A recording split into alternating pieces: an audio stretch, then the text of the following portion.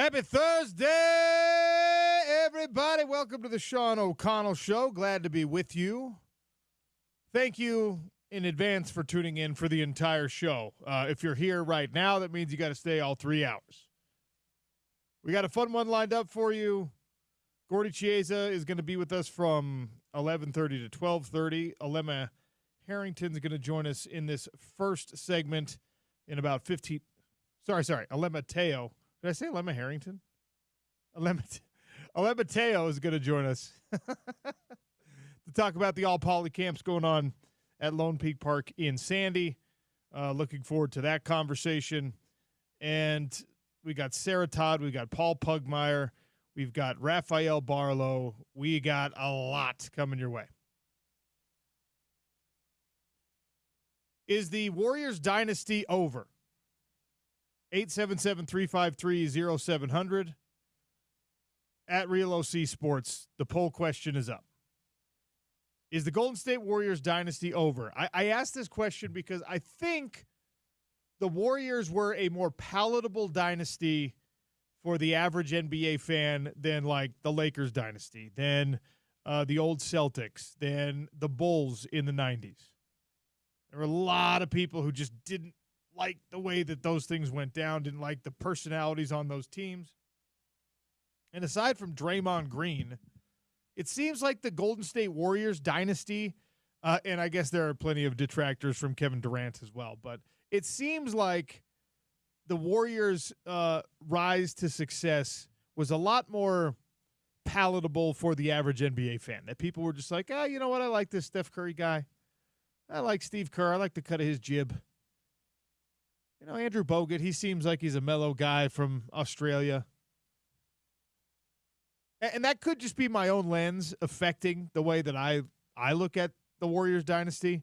But the question is it over? Minnesota moves on to their second straight Western Conference final. Cleveland already eliminated. Rudy Gobert winning the race between the former teammates with the Utah Jazz. James Peterson behind the glass today, as he always is. James, is the Warriors dynasty officially over in your mind? I don't think it's completely over till Steph retires or leaves the team, especially now that they added Jimmy Butler, who, of course, was a lot more of a disappointment this playoff run than Warriors fans would have liked. He had a couple of good games, but nothing close to that playoff Jimmy that we got used to in Miami, right? Which you needed him to be as soon as Steph exited this series. And it's not like he didn't know that. It just, that gas wasn't in the tank for whatever reason for Jimmy Butler against the Timberwolves. But you're right. If you look at dynasties, the way that we've looked at dynasties throughout the history of the NBA, they haven't ended with the last year they won a championship, right? Like, I think of the Larry Bird Celtics in the 80s. They last won a championship in 86, but they were title contenders every year until, like, 91. You get right? this grace period when you have multiple championships under your belt where, well, I mean, the Michael Jordan dynasty, the Bulls dynasty ended when Michael Jordan walked away a second time, right? Is that safe to say?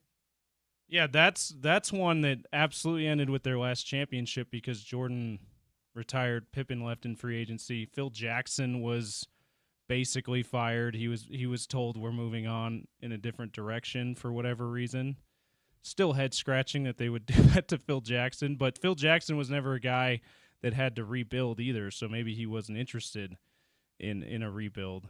But yeah, after they beat the Jazz in 98, the only guys left on the team were Ron Harper and Tony Kukoc the next year. And then those guys left real quickly, and they went like 6-7 years without even making the playoffs. So that's one absolutely ended with their last championship. But like the Magic's Lakers, the same year as the Bird Celtics that I was referencing, their last championship was 88. They were in the finals in 91. So I think a lot of people see that one as the dynasty went from 1980 when Magic entered the league and they won a championship his rookie year to 91 when they were last title contenders, right? And I think as long as Steph is in the fold and Jimmy Butler's there and plays better than he did without Steph, they're going to be title contenders, more than likely. Well, we'll see. I think a healthy Steph Curry, and Steve Kerr said as much post-game, a healthy Steph Curry certainly changes the dynamic of that series. I'm not guaranteeing a Warriors win there. Far from it. That's still a tough out. But in a game, last night was a good example of it.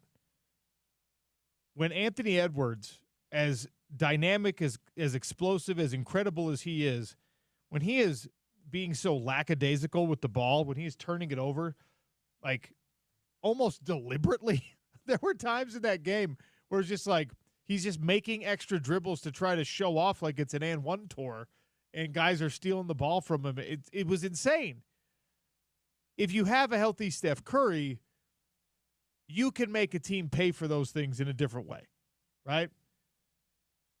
Let me pull up the box score here so I could tell you exactly how many turnovers Anthony Edwards finished this game with. But it was not pretty. And at the end of the day, I'm nitpicking because they won. Minnesota moves on. 4-1 series victory over the Golden State Warriors. But Anthony Edwards, 22 points, 12 assists. That's nice. Okay, wonderful. 7 turnovers in the game. Those near triple-double. Those 7 turnovers, if you're playing against Steph Curry or a Warriors team with Steph Curry is the more accurate way to say that, those 7 turnovers conservatively lead to 15 points for the Golden State Warriors. That could be the difference in this game. Minnesota ended up winning by 11. And you could accuse me of overestimating the impact of Steph Curry in any other game, but when it's do or die time, when your life is on the line time, that's the time you need a guy who is a generational player, who is the best shooter in the history of the game, and who is, for whatever reason, he's got a very odd leadership style with the Warriors, but no matter who plays alongside him, they defer to the greatness of Steph Curry without him having to be like the vocal leader, without having him be the guy who kind of like barks the orders. You know, he lets Draymond do that. Yeah. There's only, I think the time when he was injured, of course, when he went, and I think it was game 2 when Draymond had the technical. He never likes any technicals he gets, never thinks he deserves them. But he had the technical when he flailed his arms out. That was obviously on purpose and obviously unnecessary. Yes, every Draymond. Yeah, I think I bring that up to say I think that's the only time we've seen publicly Steph Curry try to check Draymond. Be like, hey, man, like, calm down. We can't afford for you to be kicked out of this game. We can't afford for you to get even another technical because you're like 1 away from being suspended a game. That's right. Calm down. It was refreshing to see because I don't think Steph and Steve Kerr have done enough of that over the years, which is why we've seen it feels like an escalation of bad behavior by Draymond. But yeah, I bring that up to say it was a rare moment of when Steph tried to intervene and say, hey, man, calm down, compose yourself. We need you too much for you to be freaking out like this. He and Steve Kerr have let Draymond be Draymond to their detriment sometimes, but that probably helps the morale of the rest of the team to know, hey, I can be me even if it's bad for the team, and we can adjust. And honestly, Draymond would be, I think, a lot worse if not for the gravity of Steph Curry. Like, if Draymond was on a bad team and he was the best player on a bad team, imagine how insufferable Draymond would be. Because he could be the best player on like 10 NBA teams. He's never been really better than third best on the Warriors when it comes to his overall impact in basketball, in my opinion. You could make a case for second, I guess, at some times. But the idea that Steph Curry is this strong, silent presence for that franchise and has been through multiple iterations of a roster, has been through a couple of different coaches now, He's just a really, really impressive and unique, I think, leader in the NBA. And to your point and to the point of the original question, is that dynasty over? His style of play lasts longer because he predicates it on the three-point shot. Yep. I was hearing Dan Patrick and the Danettes talk about could Steph's career end in the next couple of years? Could he walk away? Could he not be the best player on the Warriors in the next year or so? And I just don't see that, because this is a guy who he can, as long as he can still create space to get up 10 3-pointers a game, he's going to make 4, 5, 6 of them, and that's going to get you over 20 points a game. And that's going to be that's going to have a higher impact than anyone else on that Warriors team. His game is about as timeless as it gets. At 37, he is going to require a little bit more help in creating that shot than he used to. But like maybe not as many off the dribble shots, but that's certainly where we'll find out. We'll find out how good of a coach. Come off of picks, he can get the same amount of points. Steve Kerr has to prove that he is, not just a product of the roster, but that he is as good a coach as a lot of people think he is, where, you start to accommodate for the aging and accommodate for the lost half step that is inevitable as Steph Curry ages. The other thing about it with Steph, right?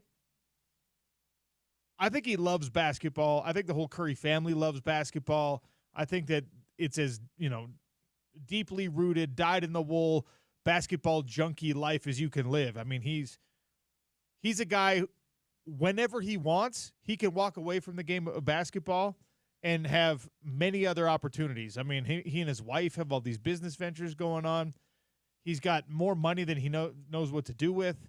He also is pretty modest with his spending, if you paid any attention to his off-the-court life throughout his career, and I have.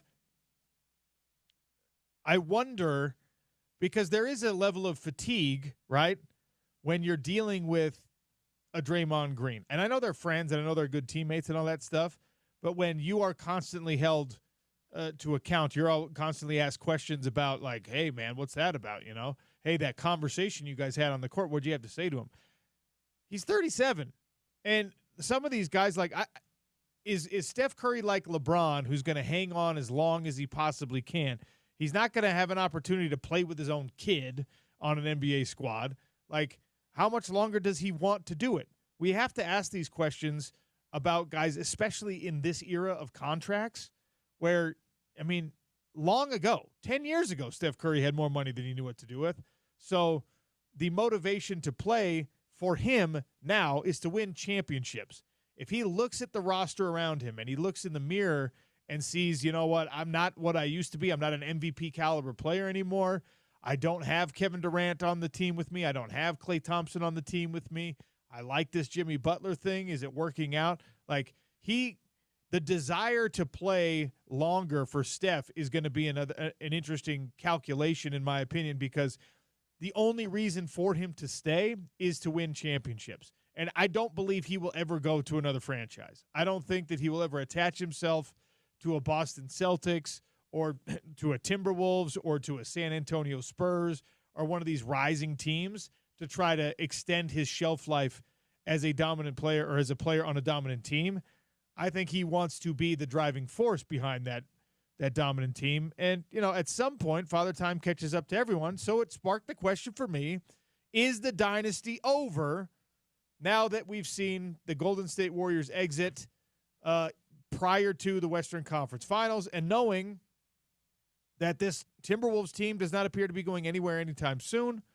The San Antonio Spurs are getting better and better. The Lakers now have Luka. The whole West is a problem. Dallas, who was in the finals 2 years ago, Dallas is now getting Cooper Flagg. The projected starting lineup for Dallas next year is now pretty darn good. Kyrie, Cooper Flagg, Klay Thompson, AD, and some rando. That's pretty good.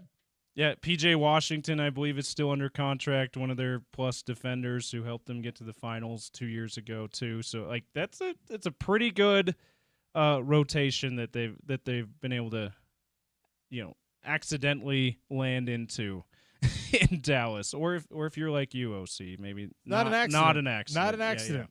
Yeah. Not an accident at all, actually. Before we move on and start talking all poly with the LeMatteo, OC, I do want to shout out Rudy Gobert, who punished a small lineup again last night. This is the second time in the playoffs that he's been able to punish small lineup of the Lakers. First in the closeout game there, closeout game against the Warriors did it again. It wasn't quite as spectacular as the Lakers one, but he was so good. I'm just so happy that he's starting to perform in a way that he should be shedding he's not a good playoff performer reputation. The best thing about it is that Shaquille O'Neal on Inside the NBA now has had to multiple times in just these playoffs give flowers to Rudy Gobert. He's calling him Rudy Abdul-Jabbar. He's got it. It's amazing. When Shaq, who has been the biggest Rudy detractor for years, has to finally be like, all right, Rudy, I give you your props.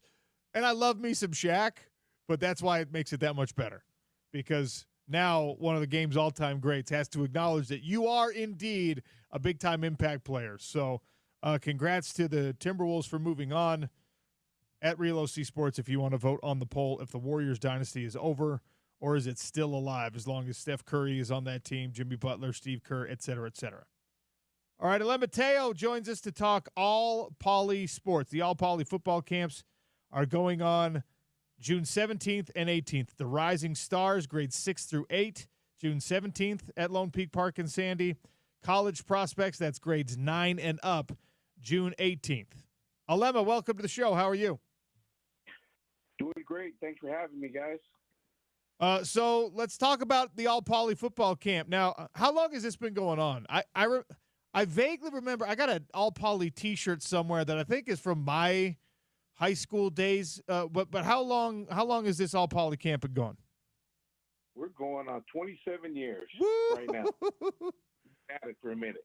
That's been going on for a minute. Now, maybe a more relevant question, because I know I don't know if you keep track of these things, but do you know how many offers have come out of all poly camps? Because I know that there's college coaches paying close attention to what you guys are doing and what the players at your camps are doing as they show up to perform. I mean, over the years, literally, there's been thousands. That's not an exaggeration. We've had thousands of kids come through and move on and get offers, and that's so. For 27 years, you're looking at an average of anywhere between 30 to 50 guys. In some years we've even had 60 dudes get offered. And so, man, there's been so many, I just can't keep track of it.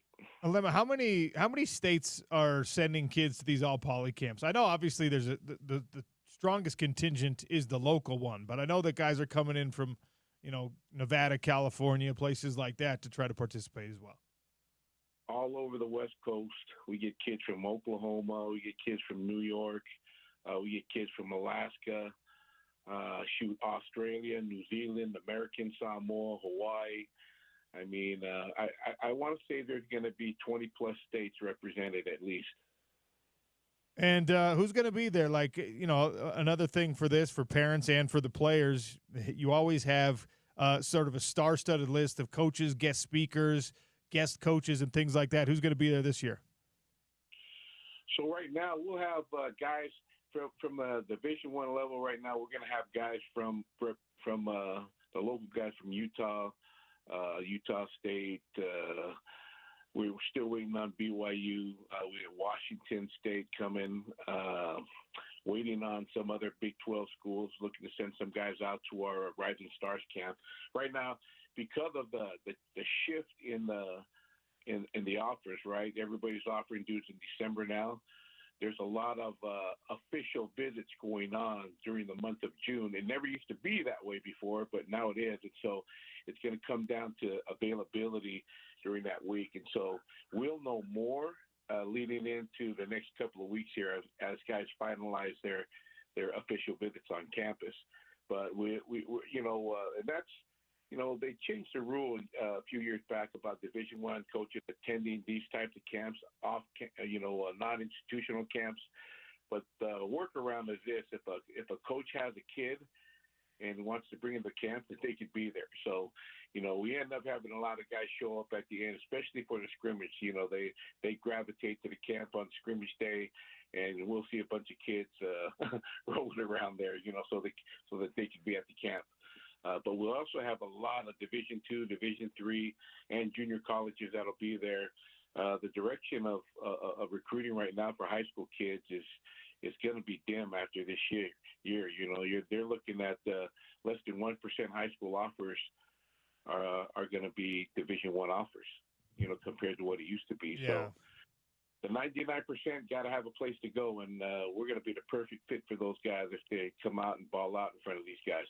We got about 27 different colleges coming out from all levels, and so great opportunity. If the kid's under recruited or hasn't gotten any traction on the recruiting game right now, you got a limited time to showcase, and so that's why coaches like to come out to our camp, because it is in shoulder pads and it is in helmets, and it gives them the most accurate evaluation when they come out to watch the kids at the camp. Are parents and players ready, Olema, in all the conversations you're having for the change that is going to come when roster size limits are imposed and with the house settlement coming into play and all that stuff? Because it is going to change again the landscape of recruiting, like you just mentioned. Now, big-time schools, most of their pipeline is transfer portal or like the elite, the mega elite, 4-star, 5-star guys. So, I mean, are people even aware when you're signing people up for camp and they're registering with you and you got 500 different families? How many of them are aware that these scholarships are going to be so much harder to come by right now? There are so many families that don't understand the changes that are starting to happen, and it really is a shock to them. Now, not only that, but scholarships are semester to semester now. If you're not elevating yourself when you get to college, if you're not showing progress or any type of improvement during your first year there, they're going to ask you to jump in the portal. So that's another thing, right? Yeah, it's great that you got a Division I offer. The question is, can you maintain that Division I offer through your performance? And so it's a weeding out process, because they're shortening the roster, like you said. Dude, that cuts out a lot of guys. There are over 6,000 guys in the portal right now looking for a place to go. And so every year I meet with a lot of our college coaches. I run the Polynesian Coaches Network, and we meet at the AFCA convention. And so this year I met with all of the recruiting coordinators, guys from the SEC, the ACC, the Mountain West, the Big 12, and we talked about it. And I asked them, so what's going on? What are you guys seeing out there? And they said, right now the high school athlete is going to become the 4th or 5th option. Because you're going to get your top-tier guys out of the portal. Then you're going to get your guys with quality experience in the portal. Then you're going to go to JC, and then right after that, wherever high school falls in after that, that's where you're going to end up. But, it's a tough deal for those guys. Right now the word is this. Okay, you're good enough to play Division I, but we don't have a scholarship for you. So go to junior college, go to D2, and if you do well, we'll recruit you up. So recruiting up is going to be the next new thing. Yeah, it's wild.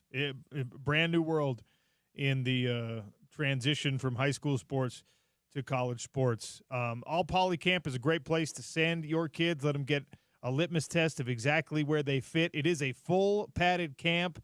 And the name, don't let the name fool you. It's not only for Polynesian kids. Everybody is welcome. You will get a deep and welcoming introduction to the Polynesian culture with a lot of the coaches and participants there. But every brand, every color, every religion, everybody represented at these all Poly camps. So don't hesitate to sign up. The regular registration window closes when, Olema? We usually try to close up within 10 days of the camp. So they need to hurry. They need to hurry, and so we'll have some walk-ups as well. So we'll be able to do some walk-ups as well, but it's a little bit more expensive once you get to the walk-up situation. So So registration is available right now, allpolysports.com. It's June 17th at Lone Peak Park down in Sandy, 10140 South, 700 East. My old stomping grounds down there in Sandy. That's the Rising Stars camp. Then the college prospects at grades 9 and up. That's the next day, June 18th. Same spot, Lone Peak Park. Registration open now at allpolysports.com. Full padded, full contact camp. Bring your helmet, your shoulder pads, your knee pads, your chin strap, your mouth guard, jersey, cleats, and get ready to compete at these camps while a bunch of college coaches are watching. Alema, it's been a great thing for this community. It's been a great thing for a lot of the guys that relied on this camp to help them get recruited. Glad you're still doing it and appreciate you joining me on the show today. Thank you very much, guys. Have a great day. Alema Teo, the head of All Poly Sports. Again, Lone Peak Park in Sandy. Anywhere from 400 to 600 kids are going to be participating in this thing. And as he said, they've got 27 coaches committed to coming already, and 27 schools, I should say, and there'll be more than that when it actually rolls around this summer. All Poly Sports, that's POLY sports.com to register your 6th through 8th graders for the first day, 9th grade and up for the next day. All right, we got to take a quick break here. Gordy Chiesa is going to join us in studio for the next hour.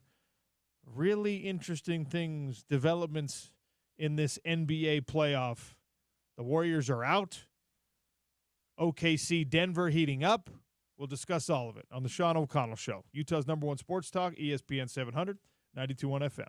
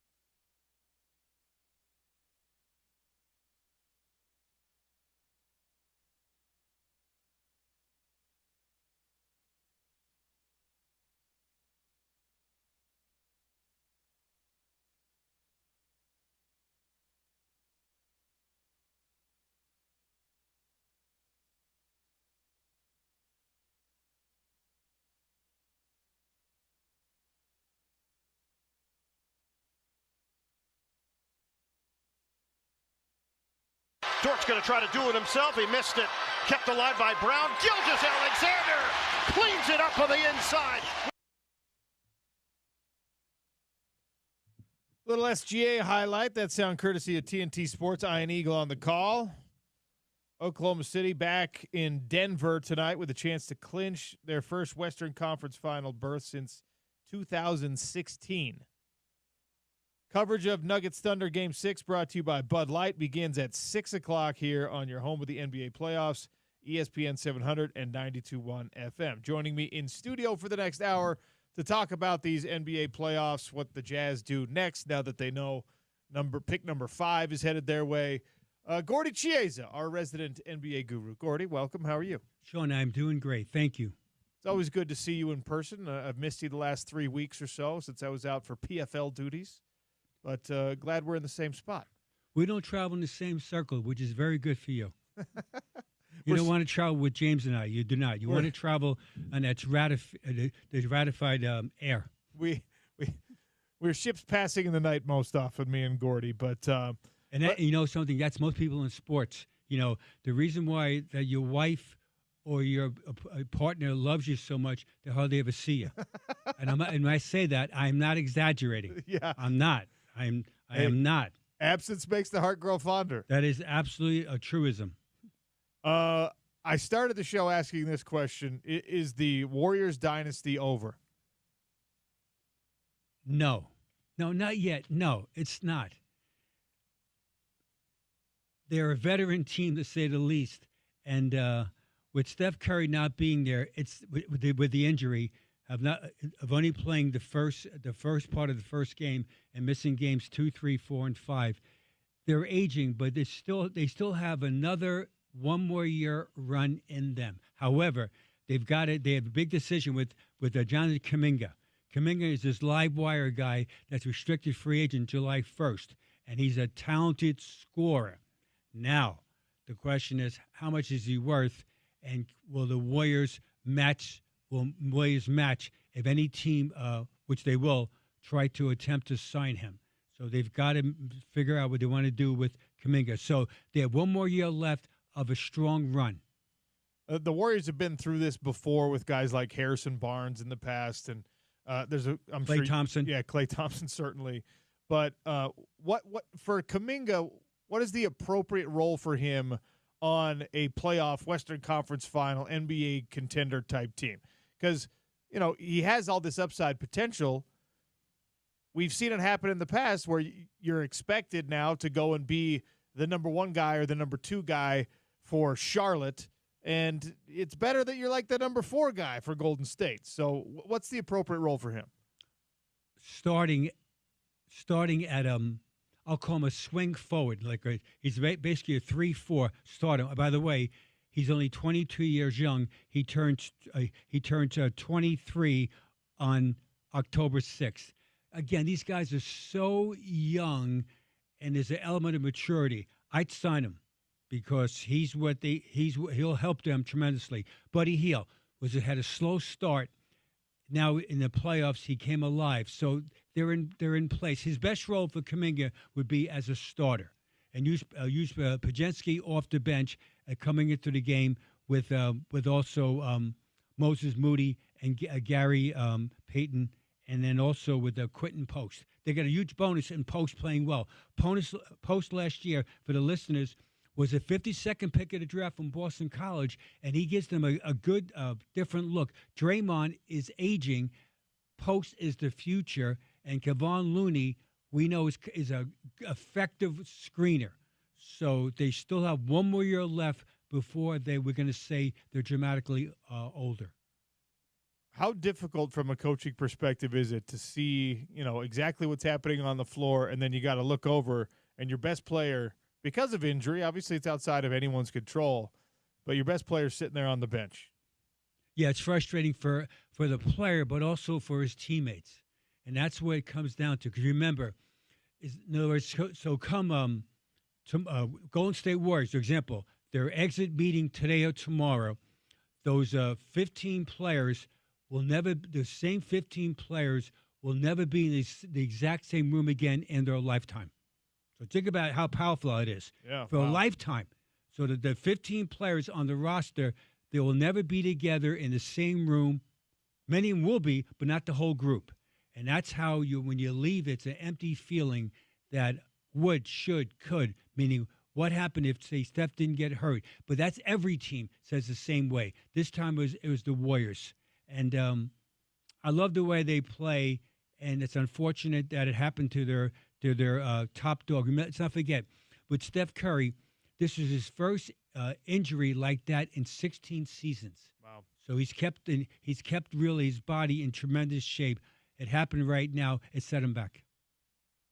One of the disappointing things, I imagine, if you're in San Francisco right now, if you're a Warriors fan, is that, Jimmy Butler, we saw Jimmy Butler like drag a team with his teeth to the NBA Finals, and you would hope that, he could make up for the absence of even someone as great as Steph Curry over the course of 4 or 5 games.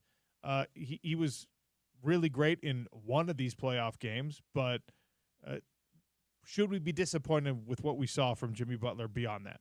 Yes, yeah. In this round, Jimmy Butler, they needed to be almost Superman, and he just played above average, where sometimes he's an aggressive person, but he played passive offensively.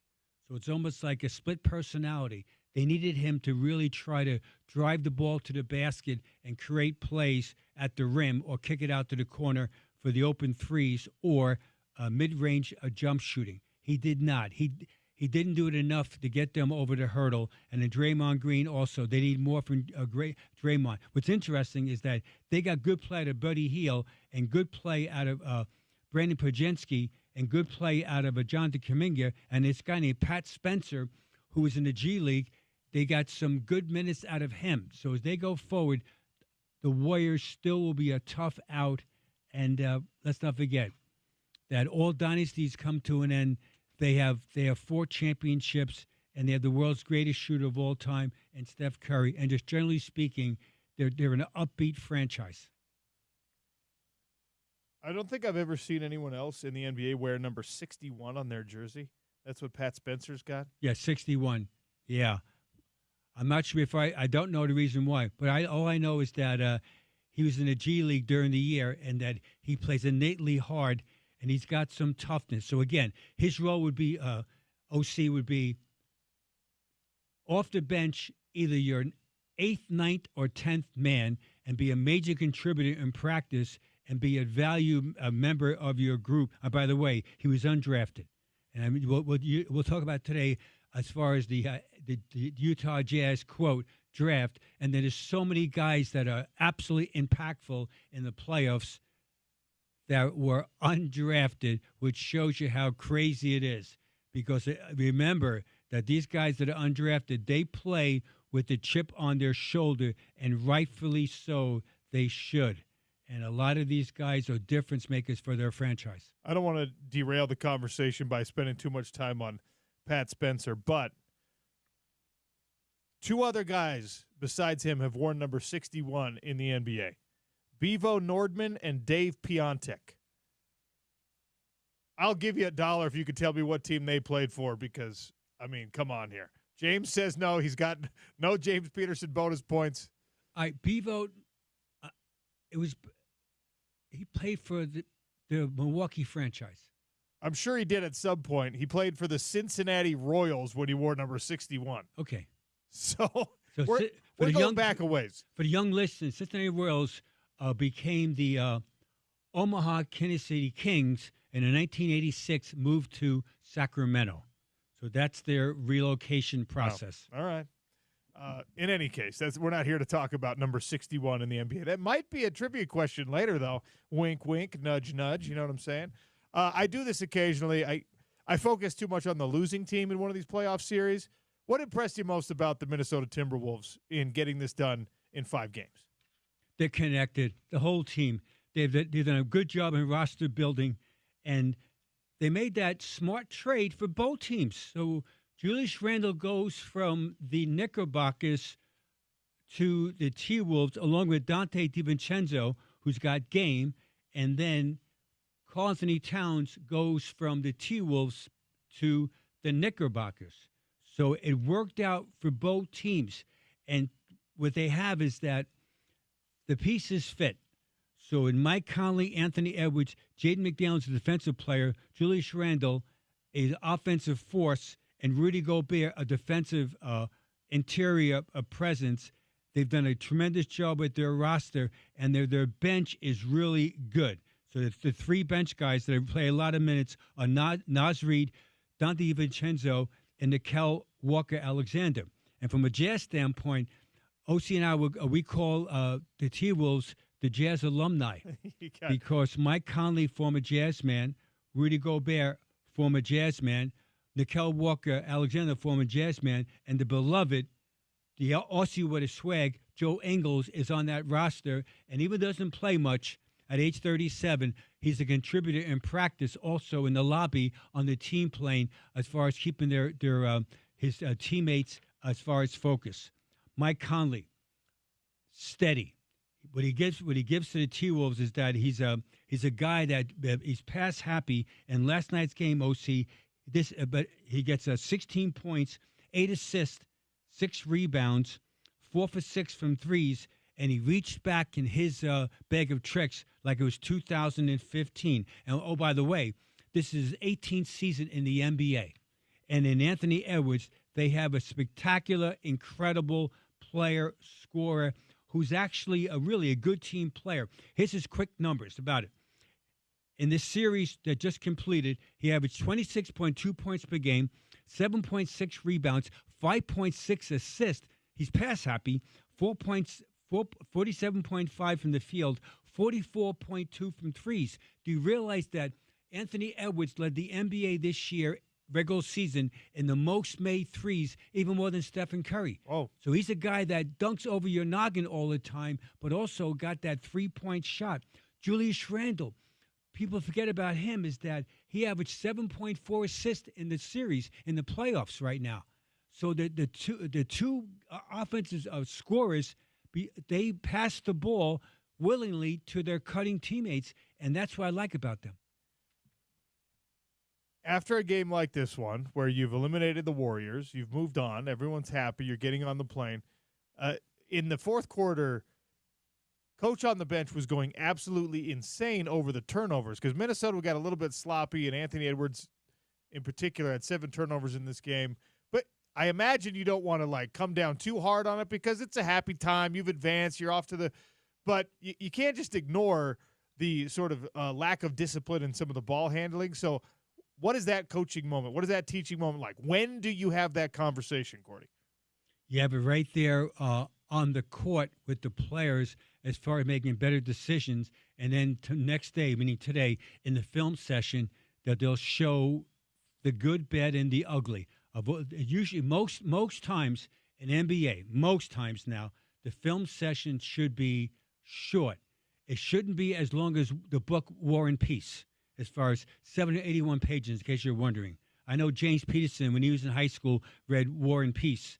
Sean, unlike you and I, that we have a different mentality. Yeah, so James is a War and Peace guy. Yeah, War and Peace. So the Spice film should be, as a matter of fact, I have so many jazz stories about the Spice film. One time, our guy did the Spice film as far as the video coordinator. In jazz basketball history, when I was there for 16 years, we never showed more than 21 clips, ever. When I say ever, I mean ever. For some bad reason, this guy had a math problem, showed 22. Carl Malone at 21 said, "What?" Which is 21. So Carl was counting every clip, and so so it was 22. And Carl said, "What's up with 22?" Which tells me that everyone's paying attention. Wow. And so again, what's the attention span? So the turnovers, they're going to show it today. Not all of them, just the 3 or 4, the bizarre ones of X amount of clips they show to their team. Again, this is 2025. The players, they're not processed like other people are. They have a hard time of concentrating, which is fine. So we, as the teachers, we have to adjust to them versus them adjust to us. I mean, it's common sense. So The film session will be short. They're going to address the turnovers and the errors. And also add to this, a lot of times people think that turnovers are only passing. Oh, by the way, it could be charging violations. You're out of control, you drive the lane, or worse than this is moving screens. That's a turnover. And so what you want to do, simply, the next time, Sean, you and James play a pickup game, is that when you set a screen, you got to come to a jump stop. Jump stop, 1, 2, set the screen and stay stationary versus what? Moving chicken wings out, tripping the guy into what? A legal screen, meaning what? Turnover. Gordy Chiesa is here in studio with us on the Sean O'Connell Show. We got him for another 45 minutes or so. We got to take a quick one here. Reminder to all of you listening, ESPN 792.1 FM. We've got our Festival of Tees powered by the Utah Golf Association and Mountain America Credit Union.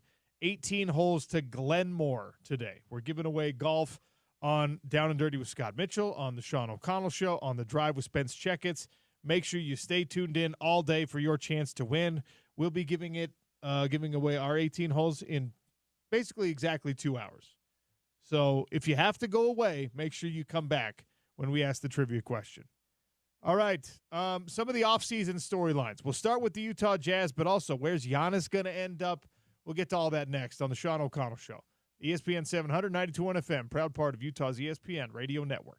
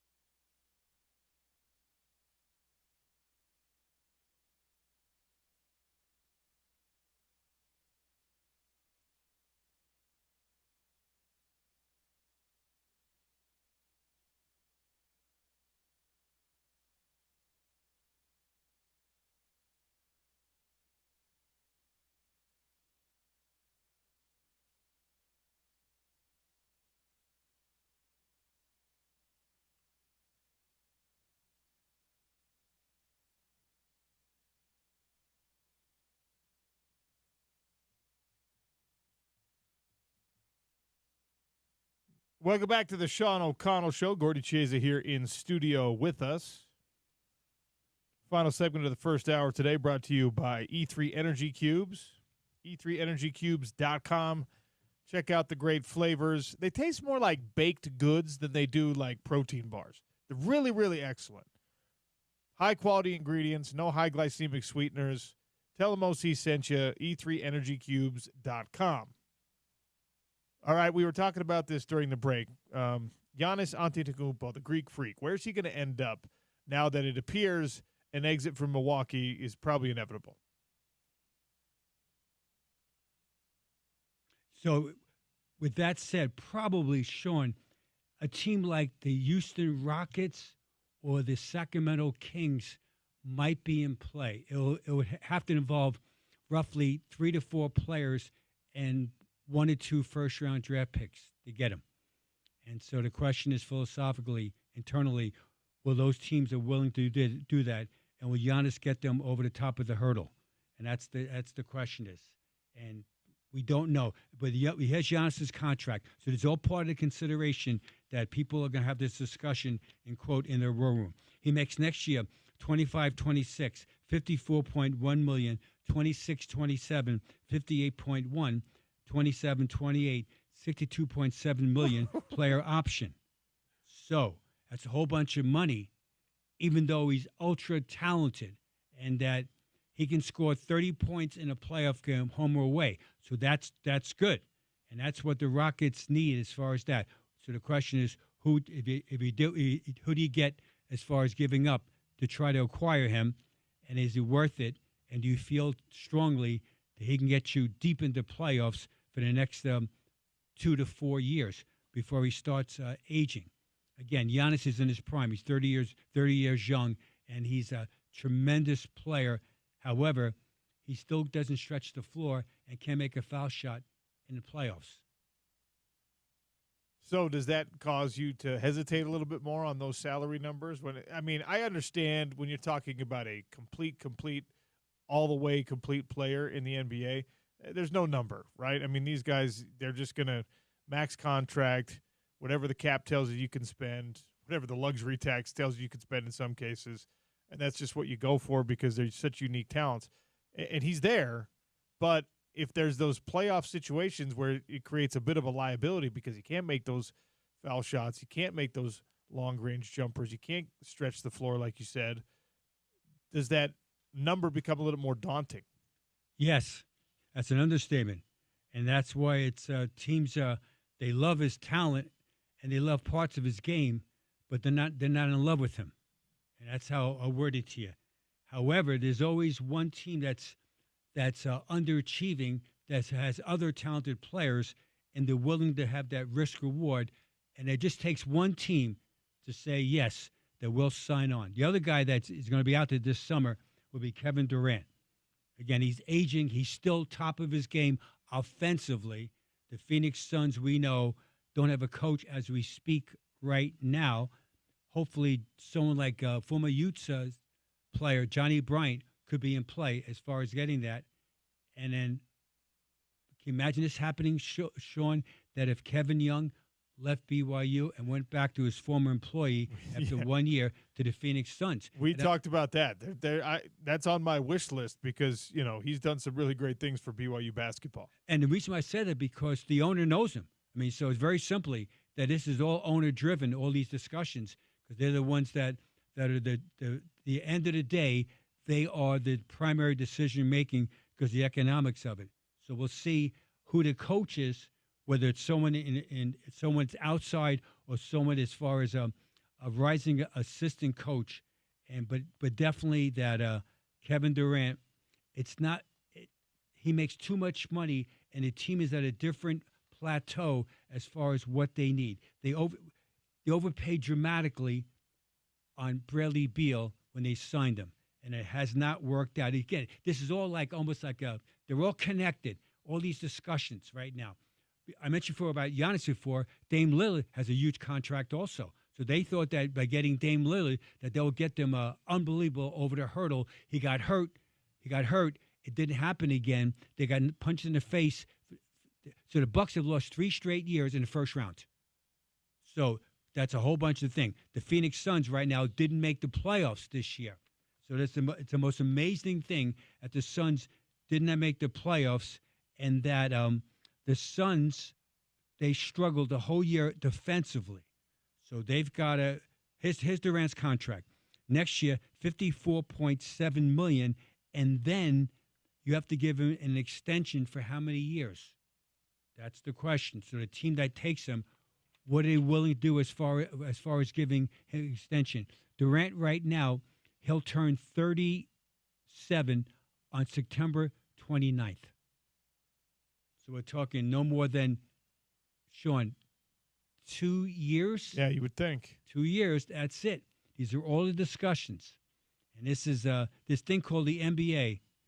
The NBA is a great game, terrible business. I think that's probably true of a lot of pro sports. Okay. Oh, yeah. Don't you think? Oh, no. Well said. I mean, by other sports. And the better teams, franchises, get the majority of the contracts correct towards winning. Yeah. And that's the catchword, winning. Well, that's a conversation right now about this Cavs team that just got eliminated. Donovan Mitchell and company. Suddenly that roster is massively expensive, and you're talking about second apron. You're talking about can you sustain this roster? Can you keep this group together, et cetera, et cetera? And I mean, this is all the calculus of being an owner and a GM, but it I think emphasizes, certainly in Cleveland and for people who've been watching closely, how important it is when you have that window, when you are the best regular season team in the league, you better make good in the playoffs, because there's no guarantee, like you just said, Gordy, those 15 guys in the room are never going to all be together again. So when you find that right recipe, you got to hope you win with that right recipe. Very much. And how do you win?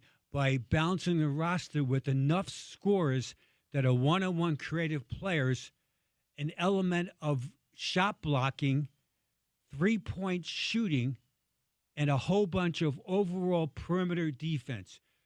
Usually speaking, the team that wins in the playoffs has strong perimeter defensive players and has 2 or 3 offensive juggernauts that no matter what happens on a short clock, meaning 24-second end-or game clock, they can create something out of nothing.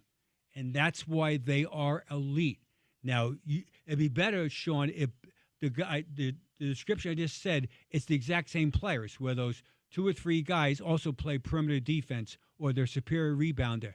But usually speaking, they're offensive-minded, which means then you've got to balance the roster with guys that take defense seriously, and yet they can make enough open jump shots to help their team survive in the playoffs. There's nothing regular about the NBA playoffs.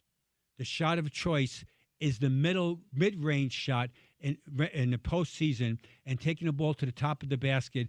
In the regular season, the shot of choice is what? Either a layup or a three-point shot. So it's directly opposite. The teams that are going to win or deep in the playoffs, they have both. ESPN 792 FM excited to announce Matt Rife coming to Utah First Credit Union Amphitheater on June 6th. Listen to The Drive with Spence Checketts this week for your chance to win a pair of tickets. ESPN700sports.com for more details. We got Gordy for another half hour or so, and I have been remiss. We have yet to get into what we think this Utah Jazz team is going to do with pick number 5, pick number 21 in a very interesting draft year and coming off the disappointment of Monday night. We'll see what Gordy thinks next on the Sean O'Connell Show, ESPN 700 and 92.1 FM.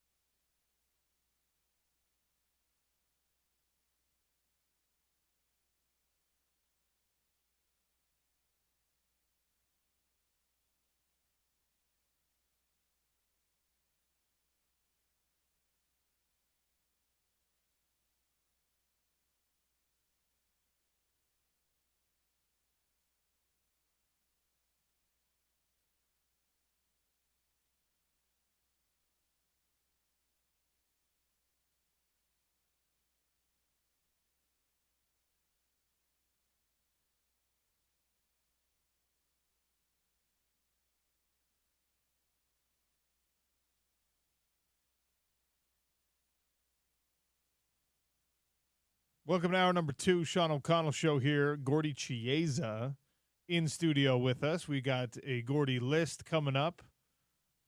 The most wins for players in the NBA playoffs. We'll get to that here in just a second. All right, we spoke on Tuesday coming off the disappointing news from Monday night. I'm a conspiracy theorist. You and James both walked me back off that ledge. And at the end of the day, it doesn't really matter how it came to pass. The fact of the matter is the Utah Jazz were awarded the number 5 pick. The Dallas Mavericks got pick number 1. San Antonio sitting there with number 2. And so you have to make a plan based on the path put in front of you.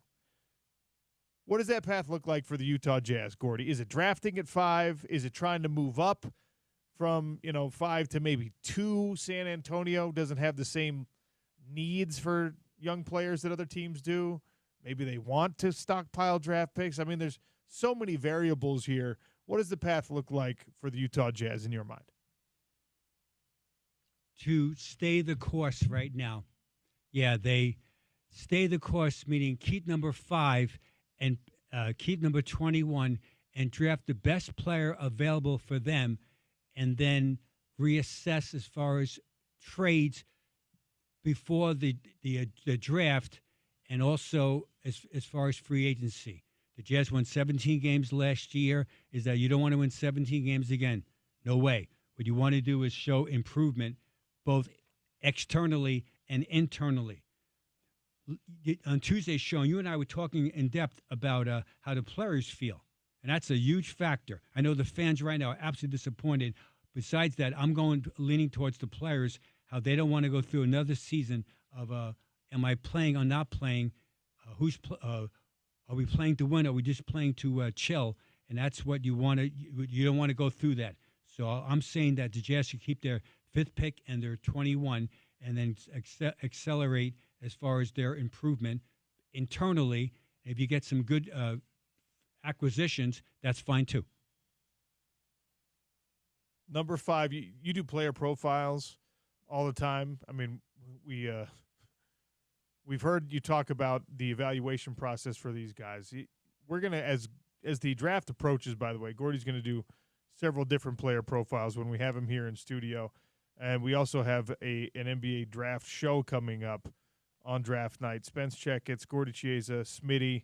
That'll be June 25th, of course, in conjunction with the NBA draft. And you'll find out who the Jazz end up picking. There's a consensus at number 1. It seems like there's a consensus at number 2. And then beyond that, Gordy, there's any assortment of guys who may be available at number 5, which I think probably makes the job in the front office for the Utah Jazz a little bit harder, because you know that Cooper Flagg's not going to be available to you. It seems like Dylan Harper's not going to be available, but then you got to, do your homework on everybody else. Yes, and homework would be on VJ Edgecombe, also Ace Bailey, Trey Johnson, and Jeremiah Fears, the young point guard from Oklahoma. So those guys will definitely be there. And an underrated guy is Derek Queen out of Maryland, who's got game also. So no one's talking about him high in the draft. I certainly like him. So, but today, right now, we're going to talk about, Sean's alluding to about the 5th pick of the draft. So I studied this guy recently. His name is Trey Johnson. For the fans that a little bit don't know as far as a lot about these guys, Trey Johnson's 19 years old. He's a 2-guard. He's a freshman, University of Texas, and he had the single season highest scoring average by a Texas player since Kevin Durant. Only season in Austin back in 2006-07.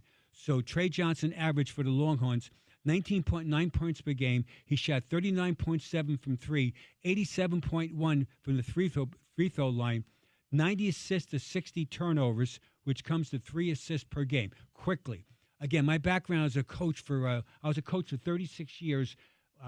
Later on in my career arc, I became a director of pro personnel for the Memphis Grizzlies. This is the college draft, so my lens right now is through the eyes of being a talent evaluator. Here we go, quickly. Long-range jump shooter, walking bucket getter, meaning Trey Johnson, clever step-back range jumper, low shot creator and finisher, transition pull-up threes, smooth release point, relocation jumper after passing, so which means what? He passes the ball and right away relocates for a jump shot. Gifted scorer, takes many tough shots and can make them. Willing passer on pick and roll. Here's the metrics about him. He's a 6'10" and a quarter wingspan, 8'5" standing reach, so that he's bouncy and athletic. Defensively, long arm, modest upper body, narrow shoulders, uninterested playing defense. So that's a negative. Uninteresting. Rarely around the ball. Difficult time in ball containment. So again, he's a typical guy that's a scoring college machine. His Texas Longhorn team, they ask him to play defense. His NBA team will ask him to play defense and hopefully demand it. Oh, by the way, their coach was fired, Rodney Terry, and now their new coach, Texas Longhorn, Sean Miller. So at 5, he is a very talented scorer. What's the NBA comparison like? He would be like Jalen Green of the Rockets, Stephon Castle of the San Antonio Spurs. Rookie of the year. Yep. And Malik Beasley of the Pistons. That's who he visualized he plays like. I like him. I like his offensive game. I like his talent. His defense does not exist, so he's got to be able to do that to be a winning NBA player and help his franchise be successful. The defensive thing is that's a want to thing, right? That's a your coaches require you type of thing. I mean, when you're evaluating a young player like this and there is no defense to speak of, is that a correctable problem when you're talking about drafting someone at number 5? Yes. However, that you've in the Jazz point of view is that remember the Jazz will last in the NBA this year in defensive rating. Number 30, all right? And they were 30 as far as guarding the 3-point. They allowed the most 3-point shots in the NBA at 14.9 per game. And so the Jazz, just generally speaking, that they're perimeter defensive players. They should be on the string. So if the Jazz took Trey Johnson, they've got to get him and his teammates who are Jazz right now. So Keontae George, all those guys right on perimeter, that they've got to get those guys to play better defense. So it has to be demanding, and hopefully the Jazz will come to that point of their franchise where that we're serious about playing defense besides scoring the ball. So you've got plenty of options at number 5, and as you have alluded to, and we've tried to talk about a little bit, at 21, where you're going to get that Timberwolves pick, it's still a first-round guy outside of the lottery. The NBA, several different teams have found several different players that are real values there, that are guys that ended up outperforming their draft position and being something special. Obviously, the percentage is lower when you're talking about the 20-ish pick versus the number 5 pick. But how valuable can that pick be for the Utah Jazz if they decide to keep it rather than packaging it and trading? Oh, it's valuable because that guy 21 will be a guy that will be a situational type player that does have talent, and so is absolutely critical at 21 who they take. Let's not forget, Cal Filipowski was picked number 32, and if the draft was done a year over, we call it a do-over, that Filipowski would have been picked probably at 21 type guys. And so it does matter. As a matter of fact, Sean, every draft pick does matter. It has merit and value, and that the better teams get it right, that the majority of their players are able to flourish and quote their system. And that's why teams are successful. And usually speaking, those guys are value picks where their contracts for the first 4 years are relatively tame. And that's part of the equation right now. And then, by the way, there's so many guys that are undrafted that play in playoff games. So, for example, like last night, Sean, the Boston Celtics showed their courage and they punched the Knicks in the face. And Luke Cornett, Luke Cornett, that guy had a career game. And do you realize that he was undrafted back in 2019 out of Vanderbilt? So now in Beantown, I'm sure they're talking about him right now, is that it was the Luke Cornett game where he had 7 block shots in that game, 9 points, 10 rebounds, and he was able to really punch the Knicks in the face, besides Derek White. So he's now becomes part of the Shamrock Sean folklore. Luke Cornett, undrafted. You see it sometimes. It unfortunately happens against the Utah Jazz a lot, where a guy that doesn't have a big name will suddenly go off and have an incredible game.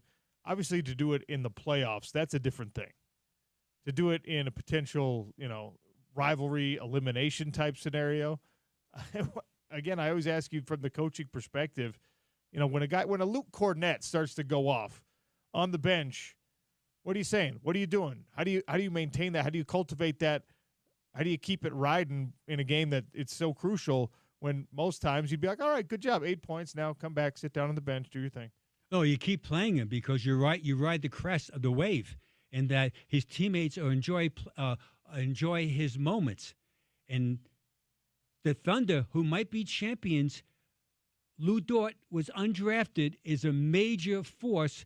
Alex Caruso, all-NBA defensive player, is incredible as far as him causing havoc, undrafted. The Indiana Pacers, they think they might be champions. T.J. McConnell is undrafted. That guy affects every single game that he's ever played in as far as in the NBA. And so there's 3 guys I just mentioned that weren't invited to the draft party that now, X amount of years later, they are a factor as far as their franchising possibly being NBA champions. That's why it's a beautiful game where you never know what's going to happen, but there's certain criteria. Usually speaking, Sean, if a guy plays hard, we like him. Just innately playing hard is a part of the equation in that playing forward in an NBA game. So maybe you missed 2 shots in a row. It's painful for you, but it's even more painful for your teammates if you don't run back on defense and try to get in your stance and move your feet and get a steal or a rebound or take a charge. Game 6 tonight, Thunder Nuggets, 6:30 tip on ESPN. Potential eliminator for the Thunder. Nuggets have been really game in this series. What are your expectations for this one?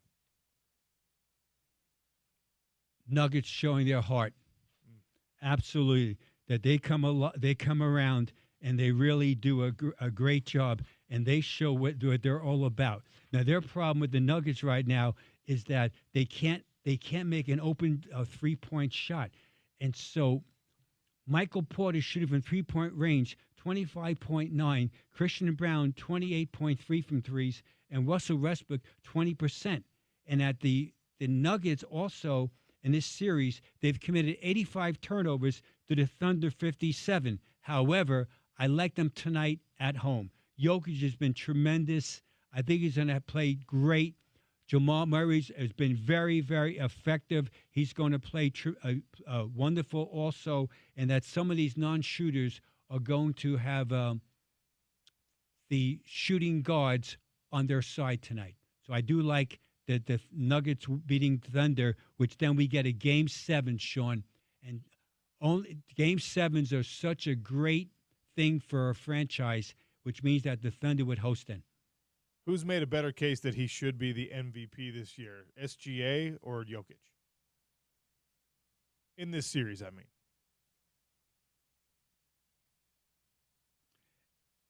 SGA. Because here's his numbers in the series. 28.2 points per game, 7.8 rebounds, 7.2 assists, 1.6 steals, 48.5 from the field goal percentage. And so Jokic, they're both incredible in this series. I would lean towards SGA. And remember, it's based on regular season, though, all 82 games. Yes. And so it's not. If a lot of times the fans they forget that it's based. The voting is really done already. They're just ready to announce it, so it should be surprising. All right, your list today is players with the most playoff wins in NBA history. Yeah, we did Tuesday. We did the coaches, and now it's going to be the players. The short list right now is the most career playoff game wins by individual player. Number 13, Michael Jordan with 119. Number 12 all time, Byron Scott with 120. Number 11, Magic Johnson, 128. Number 10 all time, Shaquille O'Neal, 129. Tied for 8th, Kobe Bryant and Manu Ginobili with 135 playoff wins. Number 7 all time, Scottie Pippen, 136. Number 6, Tony Parker, 137 victories. Number 5, Kareem Abdul-Jabbar, 154. Number 4, Robert Horry, 155. Number 3, Tim Duncan, 157 career wins. Number 2, all-time leader in most ever playoff victories, Derek Fisher. Wow. Lakers and the Jazz and the Thunder, 161. And the number one player of all time of most career playoff victories, he plays for the LA Lakers right now, is LeBron James with 184 career wins. Quickly, let's get back to Michael Jordan. Michael Jordan is number 13. He has 119 victories, but he only played 179 games. So in playoff basketball, Michael Jordan won 65.5% of all of his playoff games. Wow. Which is amazing. Jazz basketball, quickly. Who's the leader? John Stockton. John Stockton has the most career victories and a franchise leader for the Jazz with 89. Now, that's basketball. Let's go to Sean Wheelhouse as far as most career wins by an NFL quarterback in the playoffs. Who are the top 3 NFL quarterback wins in playoffs? I'm going to say. Let's go number 3 first. Okay, number 3, Joe Montana. Correct, with 16 playoff victories. Number 2. Number 2 is number 2 playing right now? Yes. It's got to be Patrick Mahomes then. With 17. And number 1 all time is the obvious guy, right? Is it Tom Brady? Yeah, Tom Brady with 35 playoff wins. And that's what shows you how hard it is. This thing called the playoffs, that's your legacy. And that players don't win championships, franchises do. Sure. And that's a big difference. You could be an elite player and not be on this list, which shows you how hard it is to win in a playoffs. There's nothing like it. It's incredible. It's intense. It's ups and downs, ebbs and flows of every game. There's a physicality component of it. But no matter what happens, though, is that you've got to be strong mentally, be able to hang there, and you got to play forward in a playoff game, not backwards. And whether you're Tom Brady or Patrick Mahomes or Joe Montana or LeBron James or Michael Jordan or Tim Duncan, that all these are great players, they play forward, not backwards. Gordy says that Thunder Nuggets is going 7. Make sure you tune in and listen tonight when ESPN 791 FM have coverage of the NBA playoffs. In that one, a battle of MVP candidates, Thunder versus Nuggets, tips off at 6:30 p.m. Gordy, an hour is never enough with you, but I appreciate your time, sir. Thanks, Sean. Peace out. That's Gordy Chiesa, our resident NBA guru. We check in with our resident golf guru, Paul Pugmire, next. PGA Championship is underway. It's the Sean O'Connell Show on ESPN 700, 92.1 FM.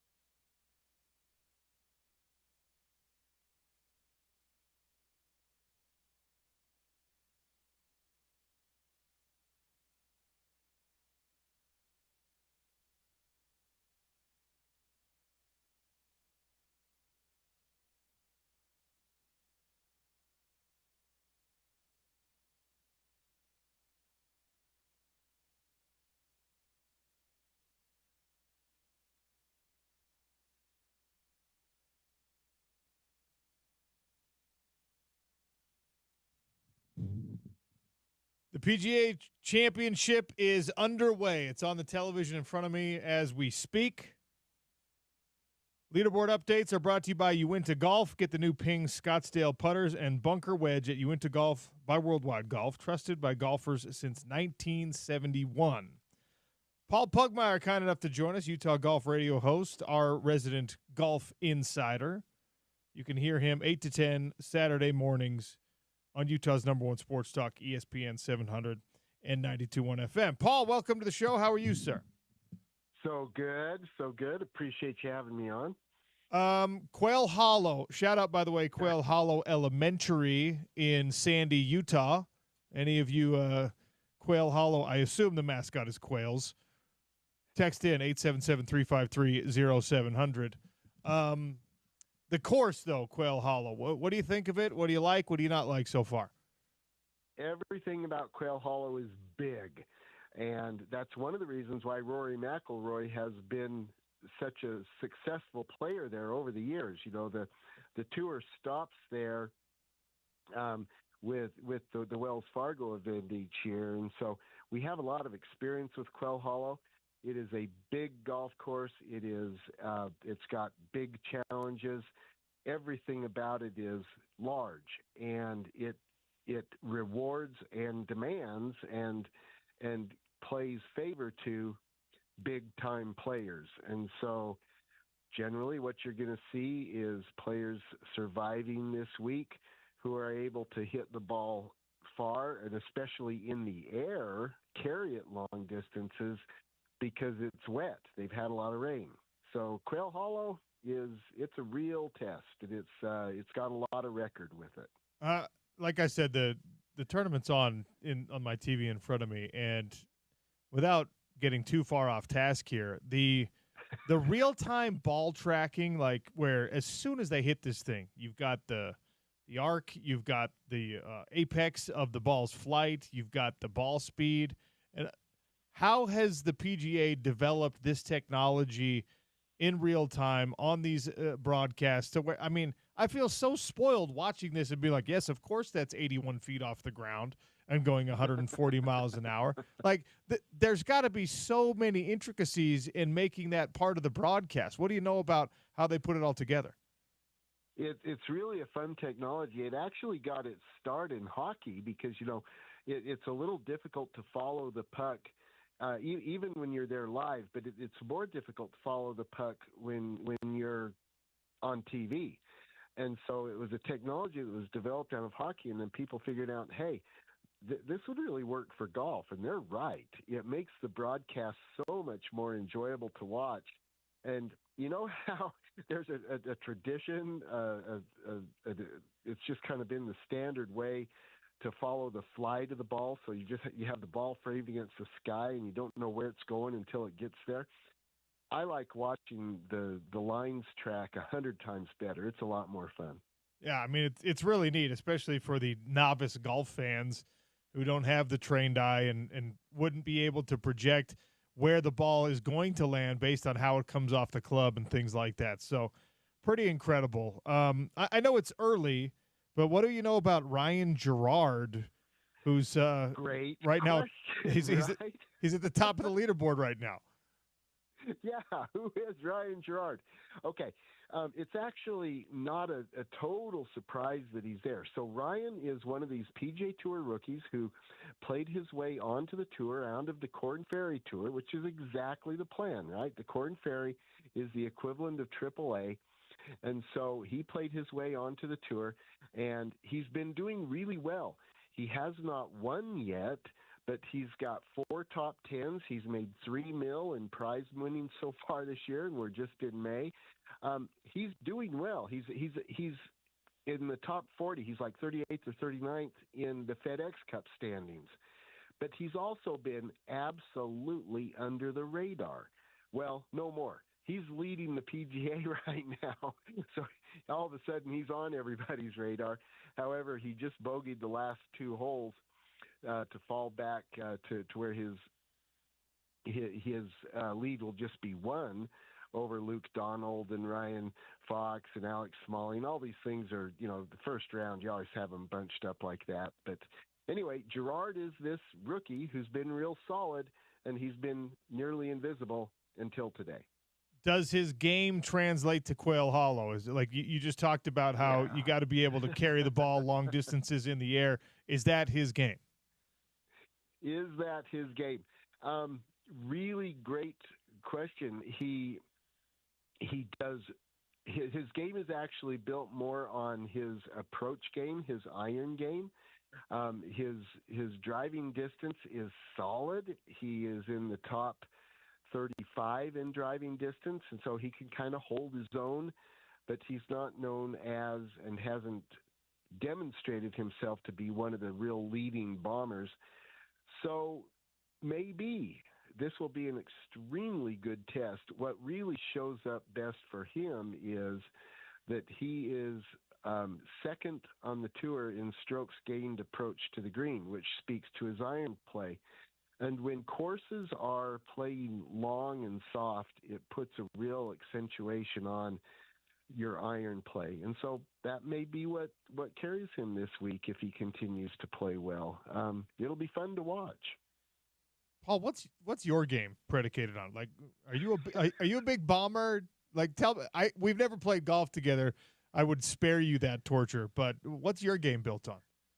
First of all, we need to play golf together. I would love that. One of the beauties of this game is that, unlike, say, MMA, no way I get in the ring with you.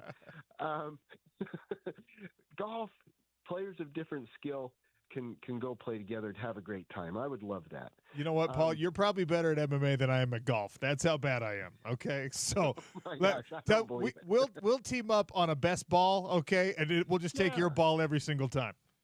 Let's do it. Let's just go hit shots and walk along and have fun. My game is, I was a longer player when I was younger in college. I no longer am.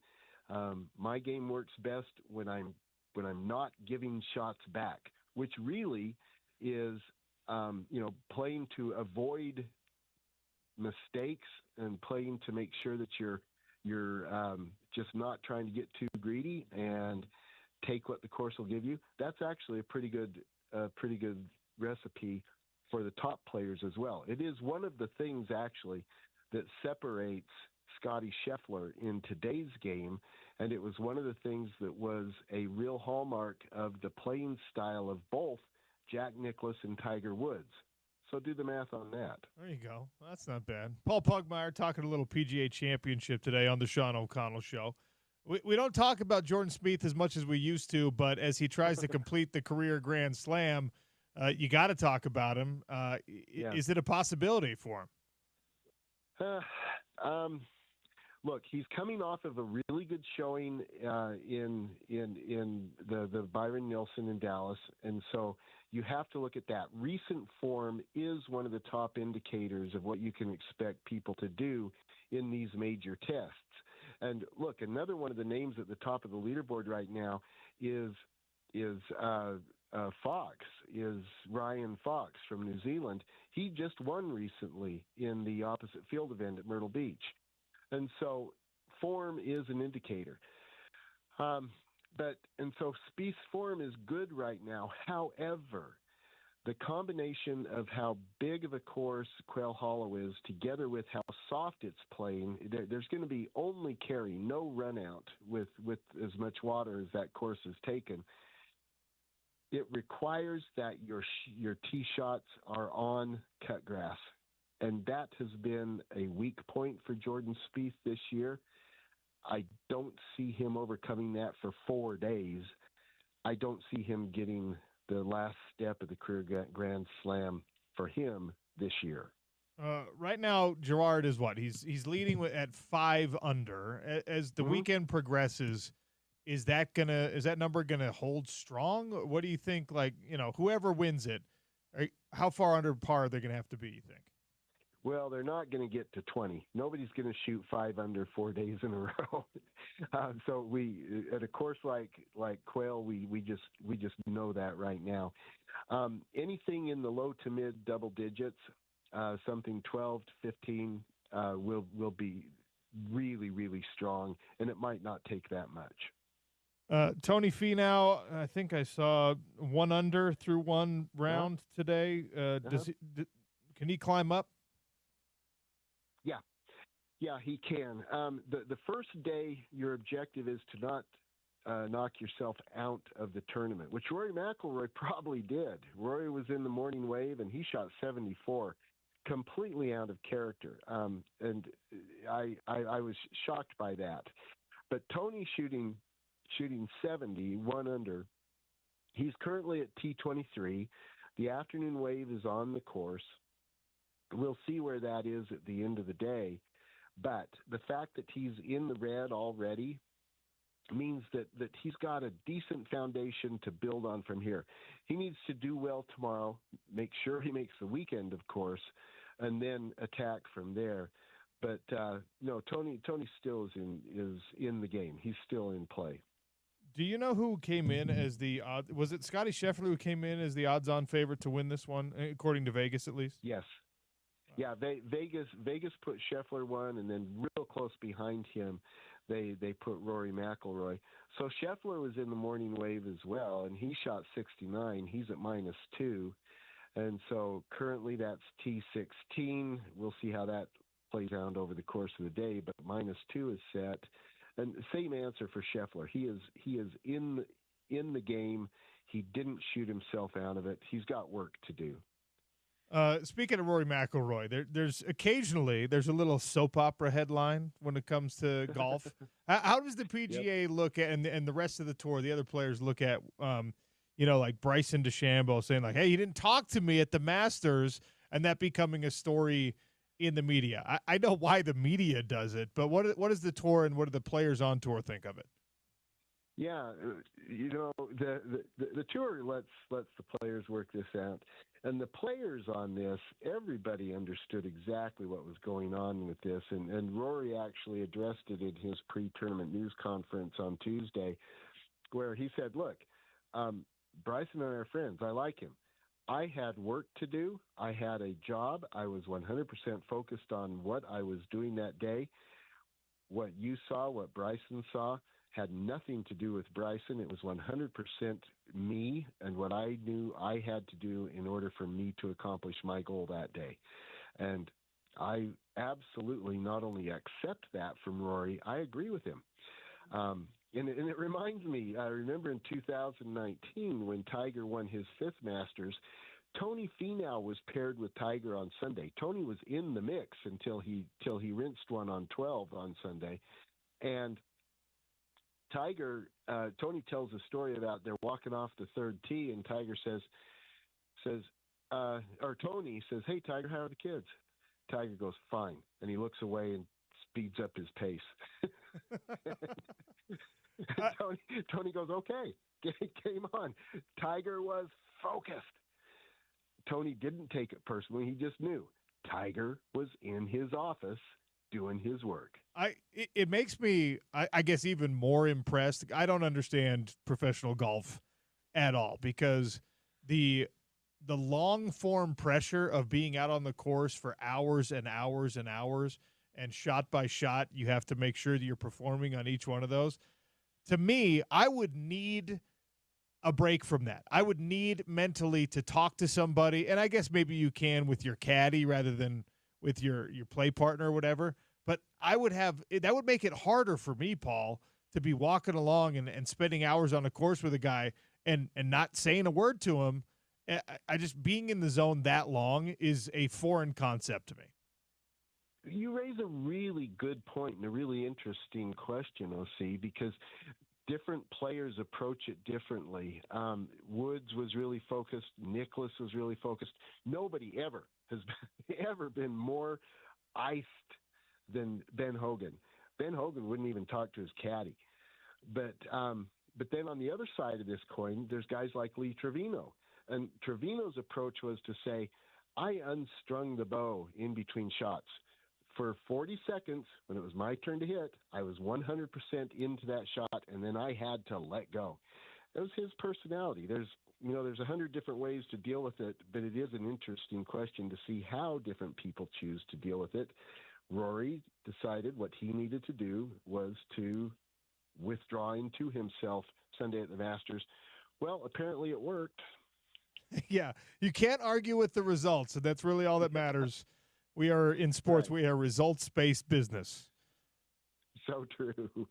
Paul, thank you so much for your time and your insight today. Enjoy the rest of today, and we'll chat again very soon. Looking forward to it. Thanks, LC.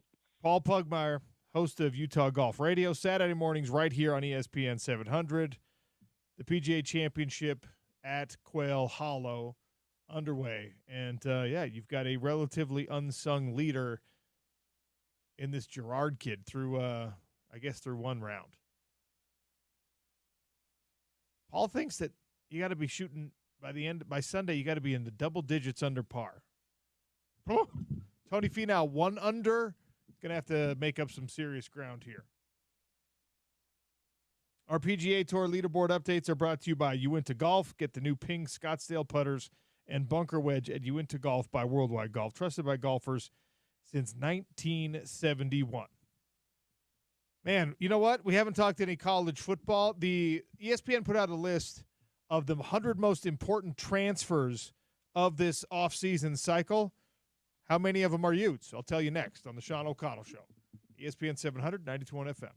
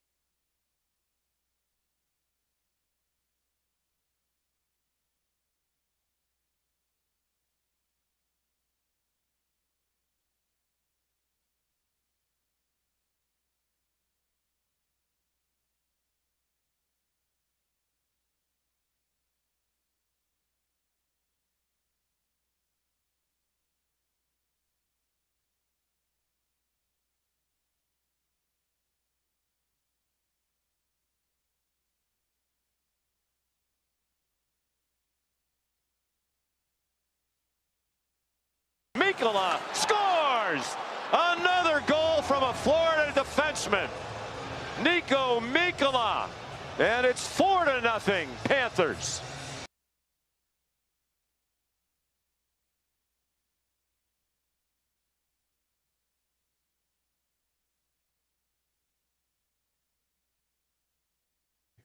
All that violence that we were promised, the Panthers just took it out in the back of the Maple Leafs net.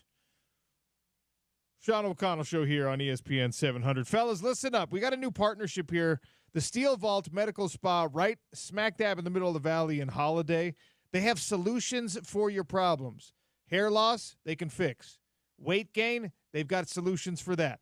Your testosterone has decreased, and maybe is part of the reason with the hair loss and the lack of libido and the weight gain and all that kind of stuff. They can hook you up. Also, skin treatments. Get rid of the crow's feet. You don't have to be ashamed. You don't have to age without grace these days. All right? Steel Vault is hooking up our ESPN 700 listeners with 20% off. Tell them OC sent you when you book online at steelvault.com or call them at 877-976. 801-877-9976. Book your first consultation with them. Tell them I sent you. They're going to hook you up. You don't want to be sitting by the pool with that dad bod, all right, and the receding hairline. Steel Vault can fix it all for you. Steelvault.com. Tell them ESPN 700 and OC sent you when you book your consultation. 20% off for our listeners at the Steel Vault. Okay, ESPN put out a list of the top 100 transfer players of 2025. 17 of those players came from the Big 12 or ended up in the Big 12 conference. 17 of the 100 most impactful transfers of this offseason cycle, according to ESPN, will be playing at Big 12 schools. How many do you think are Utes? Who do you think transferred into Utah and made ESPN's list on the top 100 transfer? Out of the 17, I'm going to say 4? Just 2. 2, okay. Wayshawn Parker came in at number 76. He's got 3 seasons remaining. He comes from Washington State. 137 carries, 735 rushing yards, 4 rushing touchdowns in 2024. He was instrumental in that Washington State offense.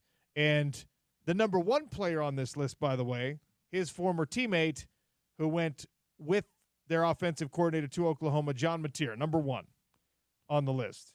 Where's our guy, Devin Dampier? So that actually is what surprised me here. Yeah. I don't disagree that Wayshawn Parker is very significant. He came in at number 76 on the list. Again, all of these lists are reminding you how the college football world is going to be looking right over the top of the Big 12 conference this year. You look at the list of most important games, not a single Big 12 game on the list. Not even a single game involving a Big 12 team on that list. 17 of the 100 end up at Big 12 schools. Devin Dampier listed 3 spots below Wayshawn Parker at number 79. He's got 2 seasons remaining, which I think they factor in. How much longer can they play? Okay. But also, that doesn't make a lot of sense if they're using that as the calculus because these are all 1-year deals now in college football, right? Yeah. So, anyway, Devin Dampier, the presumed starting quarterback, transfer from New Mexico, as all of you know, leader of top 5 offense in college football last year, accounted for 3,934 yards, over 1,000 rushing yards. He, as a quarterback, had more running yards than Wayshawn Parker, the running back they put higher than him. And I don't want to pit them against one another, but unless it makes him play better, then absolutely we will. Sure. 19 rushing touchdowns as a QB. So Devin Dampier, and look, be fair, I will be. He needs to take care of the football better. He threw too many interceptions. He had a 1-to-1 touchdown interception ratio. Can't be that. It's got to be at least 2-to-1, hopefully 3-to-1. As he moves forward with the University of Utah, you expect that to be the case with some, experience under his belt and more comfort in this offense and better protection and hopefully better targets to throw to. But Devin Dampier came in at number 79. I told you there are 17 players that are now at Big 12 schools on this list of the top 100 transfers by ESPN. How many of those 17 do you think come from Texas Tech? Oh.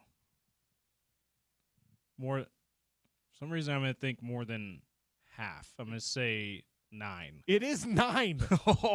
9 of the 17 on ESPN's top 100 transfers list are now Texas Tech Red Raiders. Watching on YouTube, I did not cheat. You saw me. No. Eyes straight ahead. You were not cheating. Eyes straight ahead.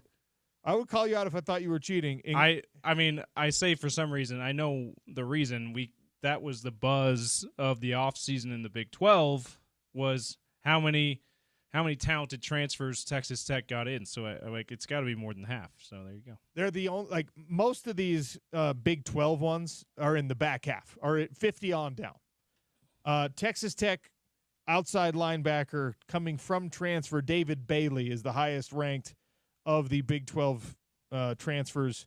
He comes in at number 9 on the list. And again, the list is arbitrary. Yeah. These are not this doesn't actually have any bearing at all on things like rankings or schedules or wins or whatever. But it will be bulletin board material. Devin Dampier is now going to be Offensive Player of the Year for the Big 12. Devin Dampier is now going to go. It's your fault, ESPN. He's now going to go fight Wayshawn Parker for being like, you're not better than me on this list.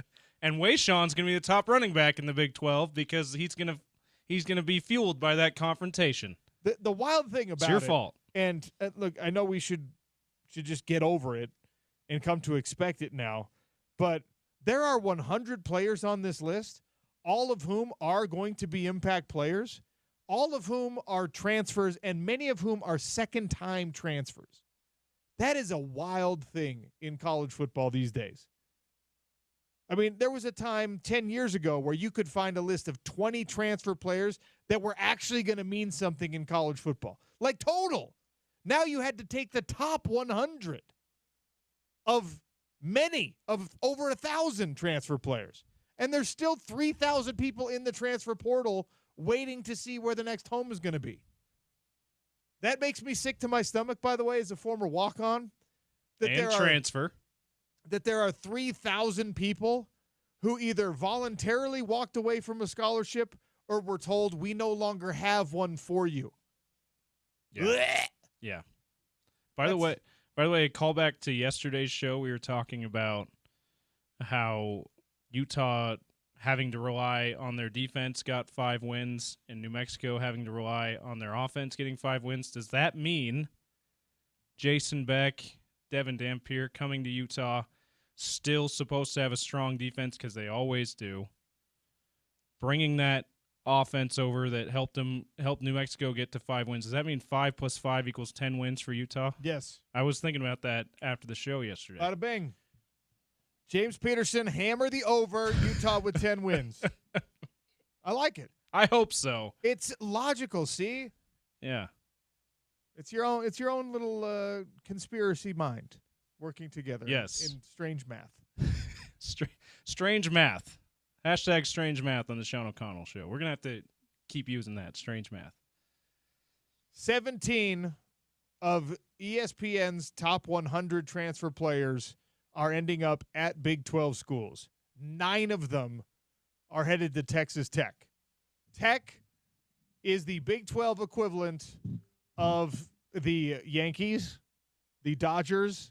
They're just like, we got oil money. We're going to try and buy ourselves a conference championship. Definitely the brand equivalent, too. Yes. Of those guys. Yes. When you think of, great American sports brands, Texas Tech, Red Raiders. It is Los Angeles Lakers. It is L.A. Dodgers. It is New York Yankees, New York Knicks. It's Dallas Cowboys. And it is Red Raiders, baby. Do they do the 2-finger barrel gun, or is it just one? I don't know. I don't know. I know they do the double gun thing for Red Raiders. Yeah. You could get penalized if you actually do that in a game. Did you know that? Yeah, because anti-gun gestures. It's one of the stupidest things that we have going in professional and college sports. But then Ja Morant can do a live grenade thing after getting in trouble for doing gun gestures if Ja that Morant, everyone else in the league does, which, by the way, I still think you got to go Ja. That's a different situation. Doesn't matter if everyone else does it. Ja is, but still, he throws the live grenade after that, puts his hands over his ears. Like, okay, that's okay. You know, I love the way that players decided, like, how do we work around this? No one will let us do the gun thing, so they started doing like bow and arrow celebrations. Just go back in time technologically. What is, you know what I would do? I'd level up. Okay, they're just like, you can't do the guns. I'd be like, okay, I'm gonna pantomime. I've got the nuclear football here. I'm punching in nuke codes. All right, beep boop beep beep, boom, blast off. Do the mushroom cloud shape. Yeah, with your hands. Yeah, just a very very elaborate. How about grenade launcher? Yeah, why not? Like, exactly, mortars. Okay, everyone knows what those look like. You have two people hold it down, right? And you bang the shell to arm it. Feels like you don't have quite that much time in an NBA game. Feels more like a football touchdown celebration. A touchdown celebration, okay? Can you imagine you're doing all this after you hit a three-pointer? Your team's running back. Everyone else is back on defense. They've already scored twice by the scored time you're done. And you're just like, did you get the celebration, though? And the announcers are just like, we have no idea. He's typing. Is he playing a keyboard or is he typing into a keyboard? You're like, no, it's the launch. You didn't see the mushroom cloud? It's the launch codes. By the way, if you're watching on YouTube, you just got some great hand gestures from OC and I. You're welcome. Oh, we've gone off the rails. Hour 3 begins next with Rafael Barlow. Our second attempt. We had him yesterday, but the connection was bad. So Rafael Barlow, NBA draft consultant, host of NBA Big Board podcast, to talk about the Utah Jazz falling to 5 and what they will do there. It's the Sean O'Connell Show on Utah's #1 sports talk, ESPN 700, 92.1 FM.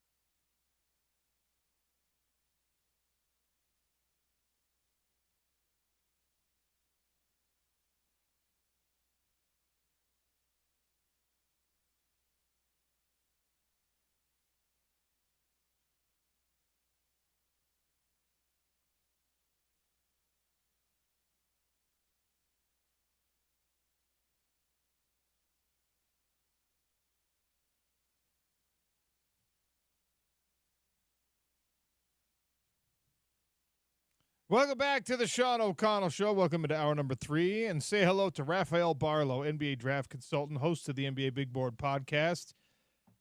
Another try. Sorry about the technical difficulties yesterday, Rafael. Welcome back to the show. How are you? I'm glad to be on, and I'm glad you can hear me today. Yes, we can hear you. We'll keep the fingers crossed it stays that way.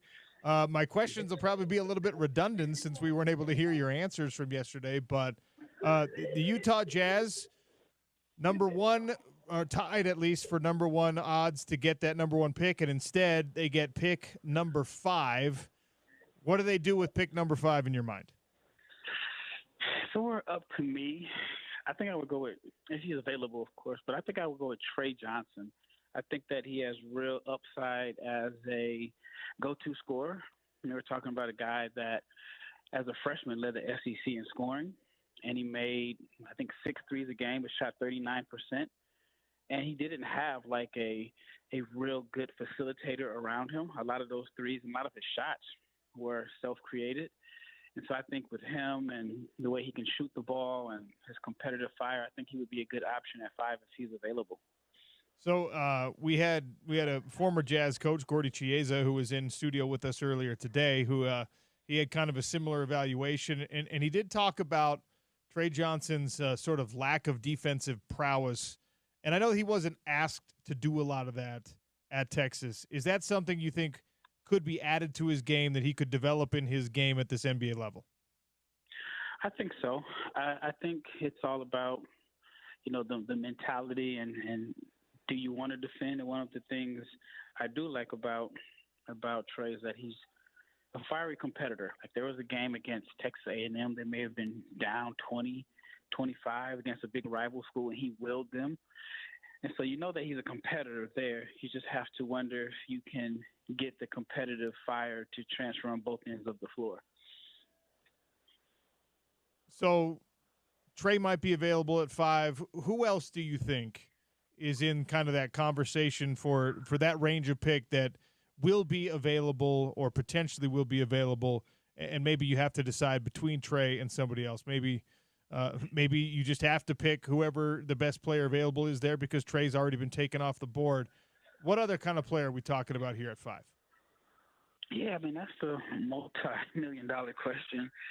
I think obviously Cooper's good at number 1, and then I would say Dylan Harper's a lock to go number 2. In most cases, you would think Ace Bailey would go 3, but I'm hearing that could be up in the air. And then from there, you can go VJ Edgecombe. I've heard Common Maliwatch from Duke could be in that range. He's a raw 7-footer with a massive wingspan who projects to be a defensive anchor and vertical lob threat, but also floor spacer. He could be an intriguing option there, even though it may not be the best. Considering that you guys already have Walker, but I think he could be an option. VJ Edgecombe is a guy that a lot of people like. He had a good season at Baylor, but it wasn't the season, at least, that I expected from him after seeing how well he played for the Bahamas national team. But I do think VJ could be in a similar situation to Keontae George at Baylor. Keontae didn't get a chance to really showcase how good he was at Baylor, and luckily he kind of fell to Utah, and I think he's outplayed his draft position, and maybe there's more to VJ's game that we didn't get to see in college. So I think he could be an intriguing option there also. It seems like everything is on the table for the Jazz with this pick. There was rumors and innuendo and even statements from leadership that, we're not necessarily, if we don't get number 1, we're not necessarily just going to accept our fate. We're going to do our best to see what I don't think you could trade up to get Cooper Flagg. It just doesn't seem like that's even a possibility. With the draft assets that Utah's got, is 2 attainable? Do you have to settle for 3 if you put an offer together? Is there a realistic move that can get you above 5 if you're in love with one of these players that you don't think will be available at 5? Yeah. Maybe if San Antonio doesn't think that they can make a deal for Giannis, but they want to compete now, and then maybe you throw in Markkanen. I don't know. I'm not 100% for sure about that one, but you do have draft capital and you do have a player that I could see a team that's looking to win now, and I may think that he could be a major piece to their puzzle. So I don't think it's unheard of. Yeah, I've asked a couple people that question, and it seems like the answer comes back and says, well, sure, but you got to give up Lauri Markkanen in order to do that. And it seems like less than ideal for the Utah Jazz. Although, I mean, hitting a reset button again, that it would feel like you're doing that if you get rid of Lauri Markkanen. Yeah, no, I agree 100%. But, I mean, I remember when he signed the deal, there were some people that thought that the deal was in play for a bigger package of, maybe like a younger superstar. I mean, I think for Utah, I don't know if you would need to move up. I think if you add a good player at 5, I don't know if you're going to be a playoff team next year, but you'll be in the range to, draft a kid that you guys are going to be real familiar with that's going to be playing in Provo. And then if that's the case, you win that, then everything about 2025 will be forgotten because there's a strong class in 2026. Yeah, and it's sort of a shame that you got to turn your eyes to 2026 after all the hopes were built up. And I get it. We were stupid for getting the hopes up. 14% chance at anything in life is far from set in stone. But, just the possibility of it was something that had everyone in Salt Lake City intrigued. And of course, when it doesn't go your way, the reaction is a pretty violent one. Like, how dare you tank and give us the worst season and make this team into an embarrassment on the NBA level without anything to show for it. We talked about this a lot this week. We now have evidence, at least 6 in a row, where if you're the worst team in the league, you don't get the number 1 pick. So will this disincentivize tanking moving forward? Yeah, I mean, that's a very good point. I mean, you look at the Pistons. I think every year they kept getting to 4 or 5 and the worst of their odds. I mean, but this whole drafting or everything that we've learned over the past year is that the NBA is unpredictable. I mean, look at Dallas. I live in Dallas. How dare you trade Luka? And, okay, well, we have 1.8% chance of winning the lottery, and the Mavs ended up winning the lottery and having the rights to select Cooper Flag. So anything can happen. But I guess the good thing is, and like you mentioned, you don't want to talk about 2026 too early. 2026 might be even better than 2025. So if there is another year to be patient for, it is next year's class.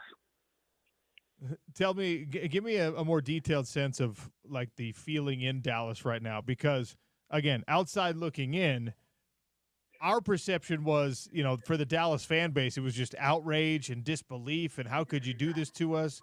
And now, right? I mean, I'm sure people still wish Luka was in town, but will Cooper Flag potentially wash away the sins of ownership? And if that's who you blame, and that's who I blame, as long as Cooper ends up being who we think he's going to be.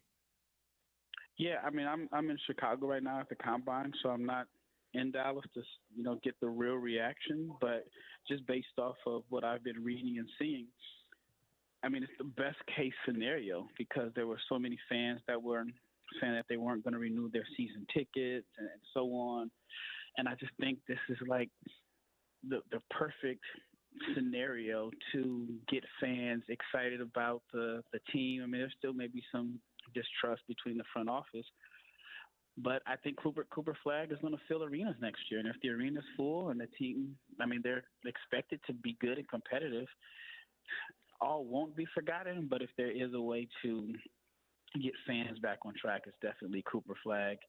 And, the main complaint is how do you trade a 26-year-old in his prime? Well, now you're going to get a 19-year-old who a lot of people think is the best prospect to come out of the United States in years. So I think the fans will forgive the Mavs front office. Rafael Barlow is my guest here on the Sean O'Connell Show. He's an NBA draft consultant, host of the NBA Big Board podcast. We are dyed-in-the-wool fans of the NFL scouting combine in the United States. The NBA scouting combine has not been as big of a television event. They haven't, I don't think, done quite as much marketing for it or whatever else. Give me a sense of what it's like being in attendance and the the test that you're looking at most closely to evaluate what will translate to the NBA as a great player? Because, in the NFL, it's the underwear Olympics, as you're well aware. And just because you run a fast 40 doesn't mean that you're going to be a great football player. What are you looking for? What are they looking for in this NBA scouting combine? I mean, it's just a great place where you get all the top prospects in one building, and you get a chance to look at them and just see their actual positional size. This year's a little bit different than in years past because some of the top prospects actually participated in testing drills. Before, they show up in sweats, they do measurements and interviews, and that's it. So we at least got to see them in testing drills and shooting drills and so on. And then there's the intrigue of the guys that are playing and competing in the 5-on-5 action to try to be the next Jalen Williams. Jalen Williams came in, I think it was 22, projected late first-round pick, played both days, and ended up being a lottery pick 6 weeks later. So teams are always looking for the next Jalen Williams or the guy that surprises and the 5-on-5 action. Unfortunately, you just don't get the top prospects. I don't think there's one or two guys that are projected first-round picks that are competing in 5-on-5s. But other than that, it's guys that are just fighting to be in the first round, some fighting to be drafted. And this year's a little bit different because of NIL. I mean, some guys are going back to school. I mean, we've seen a couple guys pull out of the combine to go back to school, and that's something that's pretty unique. The NBA playoffs are happening right now, obviously, and I had a couple questions based on the results we saw last night. In your mind, is the dynasty in San Francisco over? Are the Golden State Warriors no longer a championship contender? I think it's been over. For a couple of years now. Okay. Yeah. I thought Jimmy gave them a fighting chance, but obviously injuries have been a major factor in this playoffs for multiple teams. They're definitely going to give it a shot again, and I think they could actually be good next year, but it's just a matter of can they stay as an older team, can they stay healthy throughout the regular season and the playoffs. If I think it is over, I think they've kind of been fighting to extend it. In my personal opinion, I think Bob Myers recognized it was over, and it was easier for him to move over to ESPN than to be the one responsible for making the moves to get rid of a Klay Thompson or move a Draymond Green. But unfortunately, I do think it is over. OKC, Denver, a potential eliminator for the Thunder tonight. Denver trying to force a Game 7. Which of those is more likely in your mind? I think Denver's going to win this game. I think it's going to be a Game 7. And I don't know why. Maybe I'm just not 100% sold on OKC. I mean, they one game away from the conference finals. But, yeah, I got Denver winning tonight. And whoever wins that obviously takes on a Timberwolves team that looked really good against the Warriors. And Ant, when he's at his best, is as good as anybody else in the league. They can go big. Even when other teams try to force them to go small, they found some success. Are the Timberwolves a threat to win the Western Conference? Yeah, definitely. I mean, they went to the conference finals last year, and they made a trade that looked a little bit controversial at the beginning of the year, but so far it looks like it's working out. At least it hasn't been a failed trade. I mean, I think it's good for the NBA that either way you look at it, we're going to get new blood in the finals unless Denver wins. But I think it's good for the NBA. On one hand, the NBA was probably at its most popular when there were dynasties, but I think the days of dynasties are probably over just because of injuries and salary cap. But I think Minnesota's a real threat to get to the finals and win the championship. On the other side, Knicks Celtics, what do you think is going to happen in that series? Well, I'm not a gambling man or a betting man, but I would have bet that the series is over once Tatum went down. I still think New York will end up pulling the series out and winning, but I'm actually just mentally looking forward to Pacers-Knicks in the conference finals. And while it's not going to be like the 90s of Reggie Miller and Spike Lee, but I do think it's a good storyline.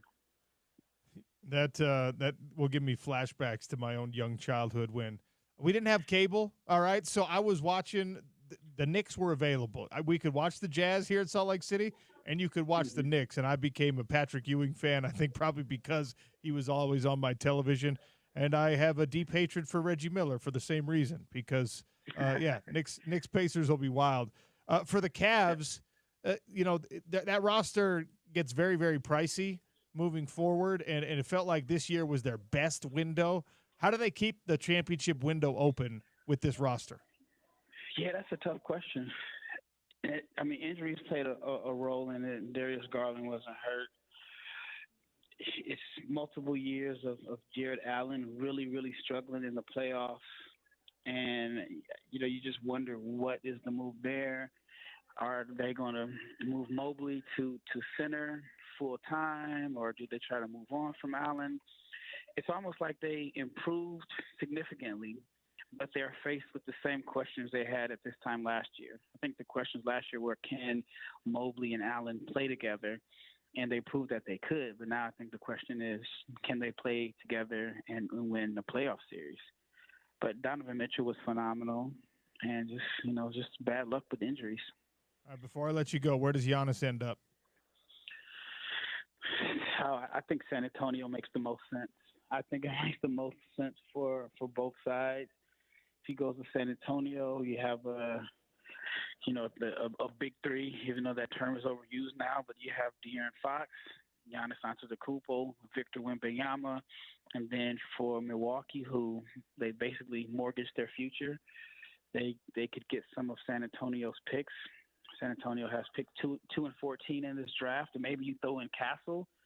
So you get whichever player is a big salary filler. So you could end up with Dylan Harper, Stephon Castle, the 14th pick, and some other draft capital. So to me, that makes the most sense for Milwaukee because they don't have control over their future as far as their picks. Is there a way I can petition if that happens for the Utah Jazz to move to the Eastern Conference? Geographically, if they do expansion and add a team in Vegas and Seattle, I think New Orleans and Minnesota and Memphis would get first dibs on moving to the East. That's just we've already been through a San Antonio dynasty. I don't want to see another one start while the Jazz are trying to claw back to just relevancy. That's going to be a little too much for me, but it is what it is. Tough to swallow. Yep. Raphael, appreciate you giving us a second shot today, and thanks for your insight. We'll talk soon. No problem. Anytime. Let me know. Raphael Barlow. Great stuff from him, NBA Big Board Podcast. Festival of Tees, powered by the Utah Golf Association and Mountain America Credit Union, continues. We're giving away golf on every show, every day. Scott Mitchell does it on the Down and Dirty. We do it right here.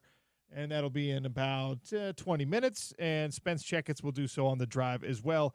18 holes to Glenmore today. Sarah Todd joins us next. She was in the room when they drew the ping pong balls for the NBA lottery, which means she will tell us how they manipulated the results to reward Dallas for trading Luka to L.A. It's the Sean O'Connell Show on ESPN 700, 92.1 FM.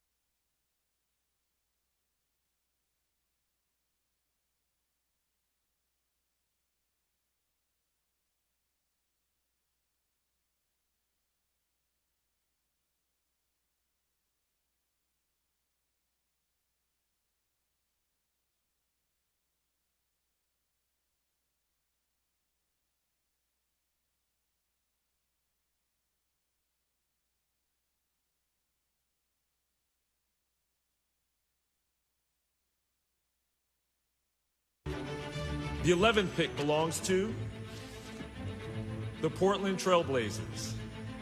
That means Dallas has moved inside the top 4. The Mavericks have never won the lottery. The 5th pick in the NBA draft will be made by the Utah Jazz. The number 1 pick in the 2025 NBA draft goes to the Dallas Mavericks. Makes my blood boil. Why'd you put that on there again, James Peterson? NBA draft order announcement for Monday night's draft lottery. ESPN Radio and the NBA gave us that sound. We are your home with the NBA draft. We will also have a live draft show going on. Spence Checketts, Gordy Chiesa, and Richard Smitty Smith, June 25th, around draft time. All right, we're going to make it an effort for Sarah Todd, but we'll see what happens there. She's at the combine as well. It's possible. Oh, no. Possible. Maybe some schedule change. Maybe she had her phone on silent. Whatever. We're going to keep efforting her though. We had the scouting combine, the NBA scouting combine has already thwarted us one time this week. A Decepticon attack messing with the connection that may have happened with Sarah Todd as well. So. Yeah, we'll keep trying though and get her eyewitness account of how nothing was rigged. OC, right? That's what you anticipate we'll get from her. Yeah, I'm sure she'll say that. I'm sure that part of being in that room is the NBA gives you like a nice little spiff, a little like, oh, ooh, hey, how about this? You want a little you want a Stanley Cup with the NBA logo on it? Just be silent about the way that we rigged this thing. An actual like replica of the Stanley Cup, or no? I mean like Stanley's. Like right. You know, like the Utah Mom thing. That's right. So a lamer version of it. Yeah. Which I guess Stanleys are not as cool anymore. My wife randomly showed up with. If you're tuning in on YouTube, you can see I have this one with the Drum and Feather logo on it. It's not a Stanley. It's a Brewmate. Oh. Apparently, this is the cool thing now. I don't know. How many different kinds of water bottle do you need? How many different flavors of dirty soda do you need? Well, OC? You need all of them. No, I thought as far as playing that awful sound again coming into the show, I thought it'd be a good transition to someone who was in the room where it happened. Shout out Hamilton, to tell us what her experience was in Sarah Todd. But we try to give her a call one more time here. We'll see if we can get her on. You got stuff to fill the time in the meantime. Well, look, right? We are 100 days away from week 0 in the college football season. Oh, yeah. Right now. And that means about a week from today, you'll start hearing our 100-day countdown for Utah football. Utah does not have a week 0 game. The college football season's sort of soft opening is 100 days from now. And, of course, opening weekend where Utah will take on UCLA, that is about 106 days away. The top storylines of the season, again, part of this is because of my time working for a Pac-12 channel, but watching the powers that be and the Power Four and the media that covers the Power Four, watching them just gradually, slowly turn away from everything Big 12 related, it makes me nervous for Utah. It makes me nervous for BYU. It makes me nervous for more realignment as teams in the situation of being in the ACC and the Big 12 realize how drastic the gap is between them and the SEC and the Big 10, how scary the reality of that gap becomes when you're talking about NIL, which may or may not be coming to an end when the House agreement gets fully ratified and implemented and revenue sharing becomes a thing. Also, that House settlement, roster limits are supposed to be part of it, are likely going to be part of it. There will be legal challenges, of course, but the story of the walk-on, the story of the he was overlooked and he showed up anyway, kind of like that's going to go away potentially in 2025. You're going to live through that change in college football if this thing plays out the way people think it's going to play out. the ACC could not be in a better situation from a headline standpoint now that they've got Bill Belichick and that whole saga, that whole drama, that reality television show playing out. But is that going to – I'm not going to say is that. That definitively is this year's Deion Sanders at Colorado. They're going to do game day, like Pat McAfee show is going to show up. You're going to get interviews with the 24-year-old girlfriend, which is still absolutely insane, that whole thing. I mean, like, we're far enough removed geographically that people don't care about North Carolina football, and I'm not trying to make you care about North Carolina football, but there was a time when Bill Belichick was the most closed-off media personality in the NFL head coaching circle. Hardworking, respected journalists in Boston could not get him to give him any information at all. And now the man is under a microscope, magnifying glass, cameras pointed at everything he's doing, not even because of him, because of his girlfriend. Do we acknowledge how strange that is heading into a college football season, or a college football offseason, I should say? It's firmly the offseason now. Spring football's over. Transfer portal is closed. I know that there's a lot of fatigue and there's some chagrin over how much attention gets paid to Deion Sanders. But I'm telling you right now, in Salt Lake City, in Provo, you should lean into it and you should love it. And you should hope that your coaches, like Deion always expresses his respect and love for Kalani Sitake and for Kyle Whittingham. He's got admiration for both of those guys. Deion is always saying nice things.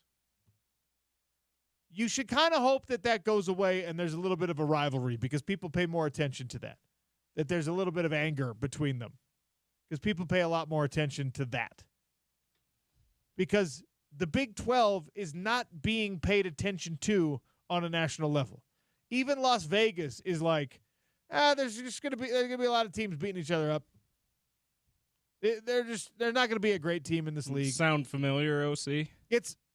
I don't like to use the word because it's overdone with the whole mental health thing now. But I have trauma, James, because of that. Yes, it's what, small trauma? I think what they call that. It's just ridiculous. This could be Sarah calling in. Let me check. Someone calling in? Could be Sarah Todd. Is it Sarah Todd? It might be. Right now, the college football world needs to have a reason to pay attention to Utah. They have moved on from the Big 12 conference already, before games even played. And the headlines are going to be generated around Colorado, because it's Deion, and around Texas Tech, because Texas Tech paid the most in the Big 12 for their roster. You need to find a reason for the college football world to pay attention to Utah because attention is currency now. And that sucks. I hate it just as much as most of you traditionalists do. I don't need the cameras to show up. I don't need game day to be here as long as the team is winning. As long as you're competing for a conference championship, you're in the conversation for a college football playoff. We have a call. Sarah Todd, breaking news, not on the phone. Jay from Clearfield, shout out Clearfield Falcons. Is that what they are? Nailed it. Is that right? Falcons, yeah. All right. Shout out Clearfield. And Jay, welcome to the Sean O'Connell Show. Love a caller. Oh, thank you for taking the call. I'm just driving home. I live in Clearfield, but not from here. Not a Utah or BYU fan, but here's a question I have, and then I'll let you talk about it.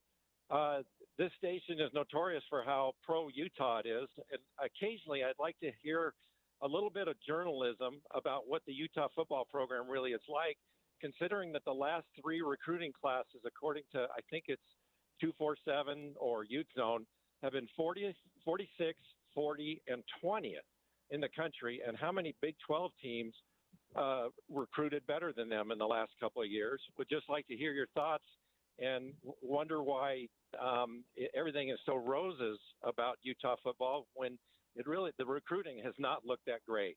I appreciate your time. Thanks for taking the call, and we'll turn it off and listen. Thank you. Thank you for the phone call, Jay, and I appreciate that question immensely. There's two reasons why you will not hear me diving deep into the recruiting rankings picture for the University of Utah.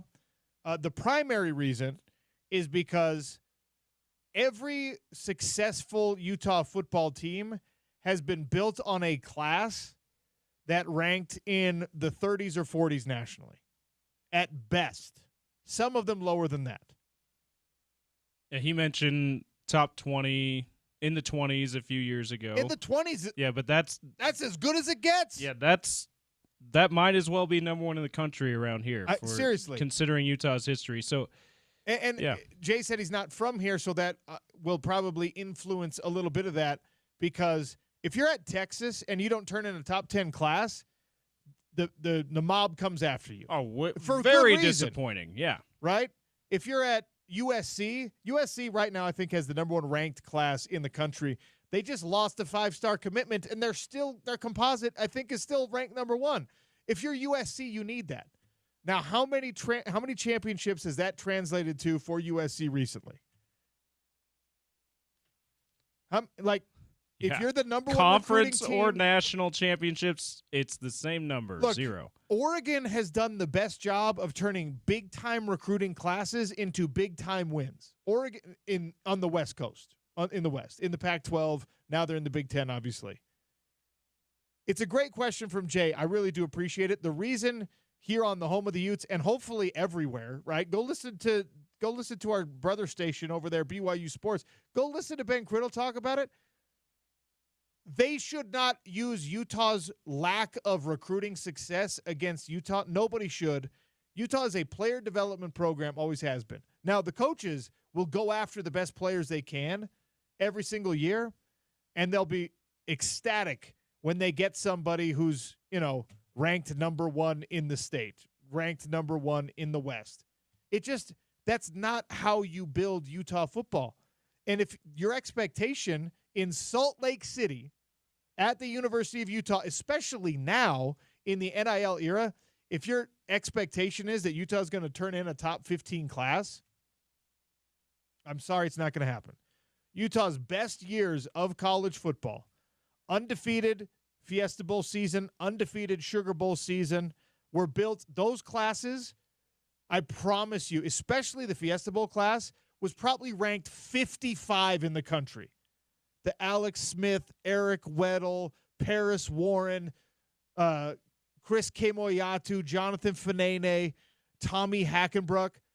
Like that class, that team, by the way, I will die on this hill. Was either the best or second best team in the country. USC that year probably could have beat us.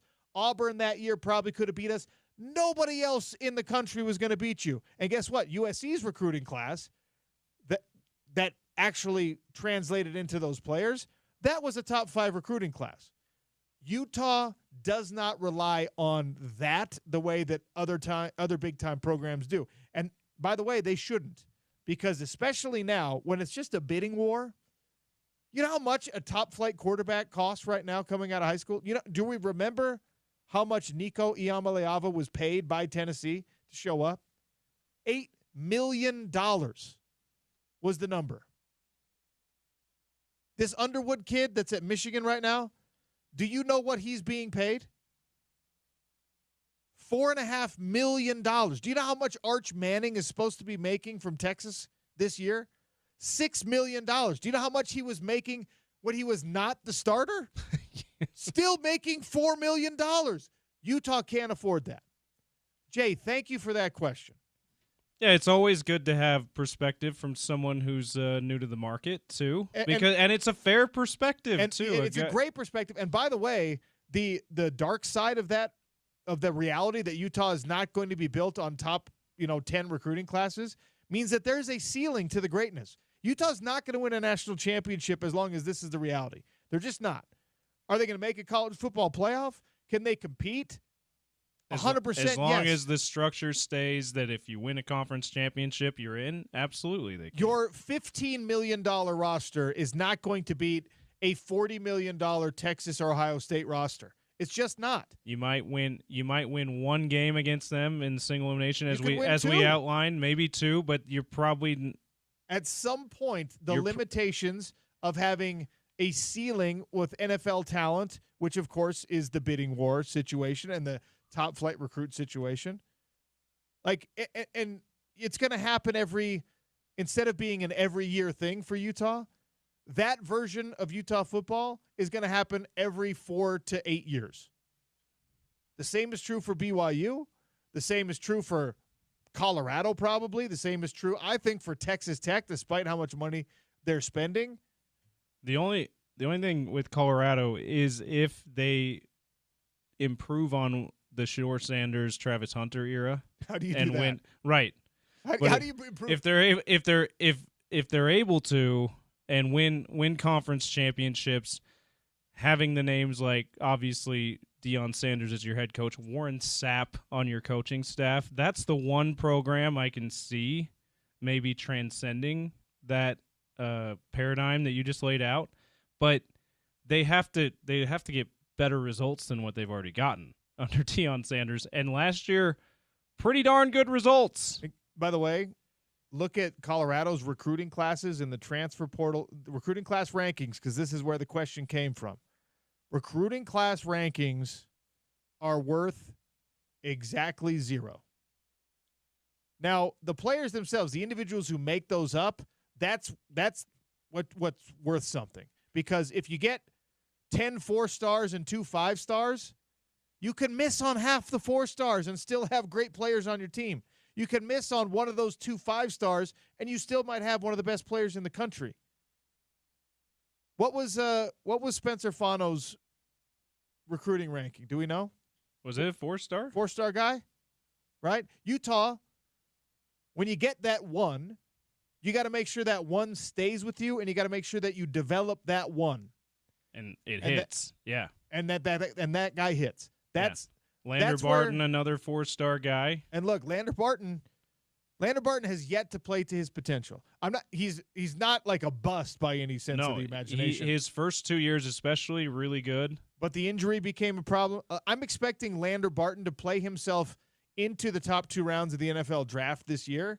And what we're going to talk about is how Utah, when they get those guys, maximizes those guys. Yeah. And Lander might not be the best example of it. His brother Cody is probably the best example of it.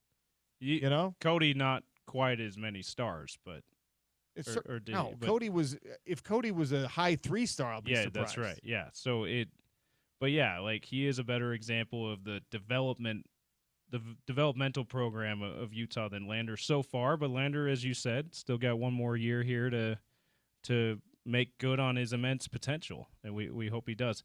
By the way, we're about to give away some trivia, and I want to just dispel anything out here that you have started on the text line here about me questioning my integrity as the one who picks these winners. Somebody said, "Are you kidding me?" I have too much integrity to take any bribes. Somebody said I threw out too many numbers on the show today, and they were getting nervous about topical trivia because I always bring up a number, which I'm going to in 3 minutes, okay? And said, hey, do you guys accept bribes? And I said, James accepts bribes. I may or may not have said it depends on the bribe, but so I don't have the highest integrity. But come on, OC, don't do that to me. Hey, well, 79-46. If you end up being the winner, I'm gonna know why. I will know why because James gave you his number off air and you bribed him. They even texted like a code, like say this if the number is this. Bark twice if you're in Milwaukee. All right, I love it. We will give away some golf. 18 holes to Glenmore, I think, was the prize today. Next, as we close it out and do some crosstalk with Spence Checketts, Sean O'Connell Show coming to an end in 3 minutes on ESPN 700, 92.1 FM.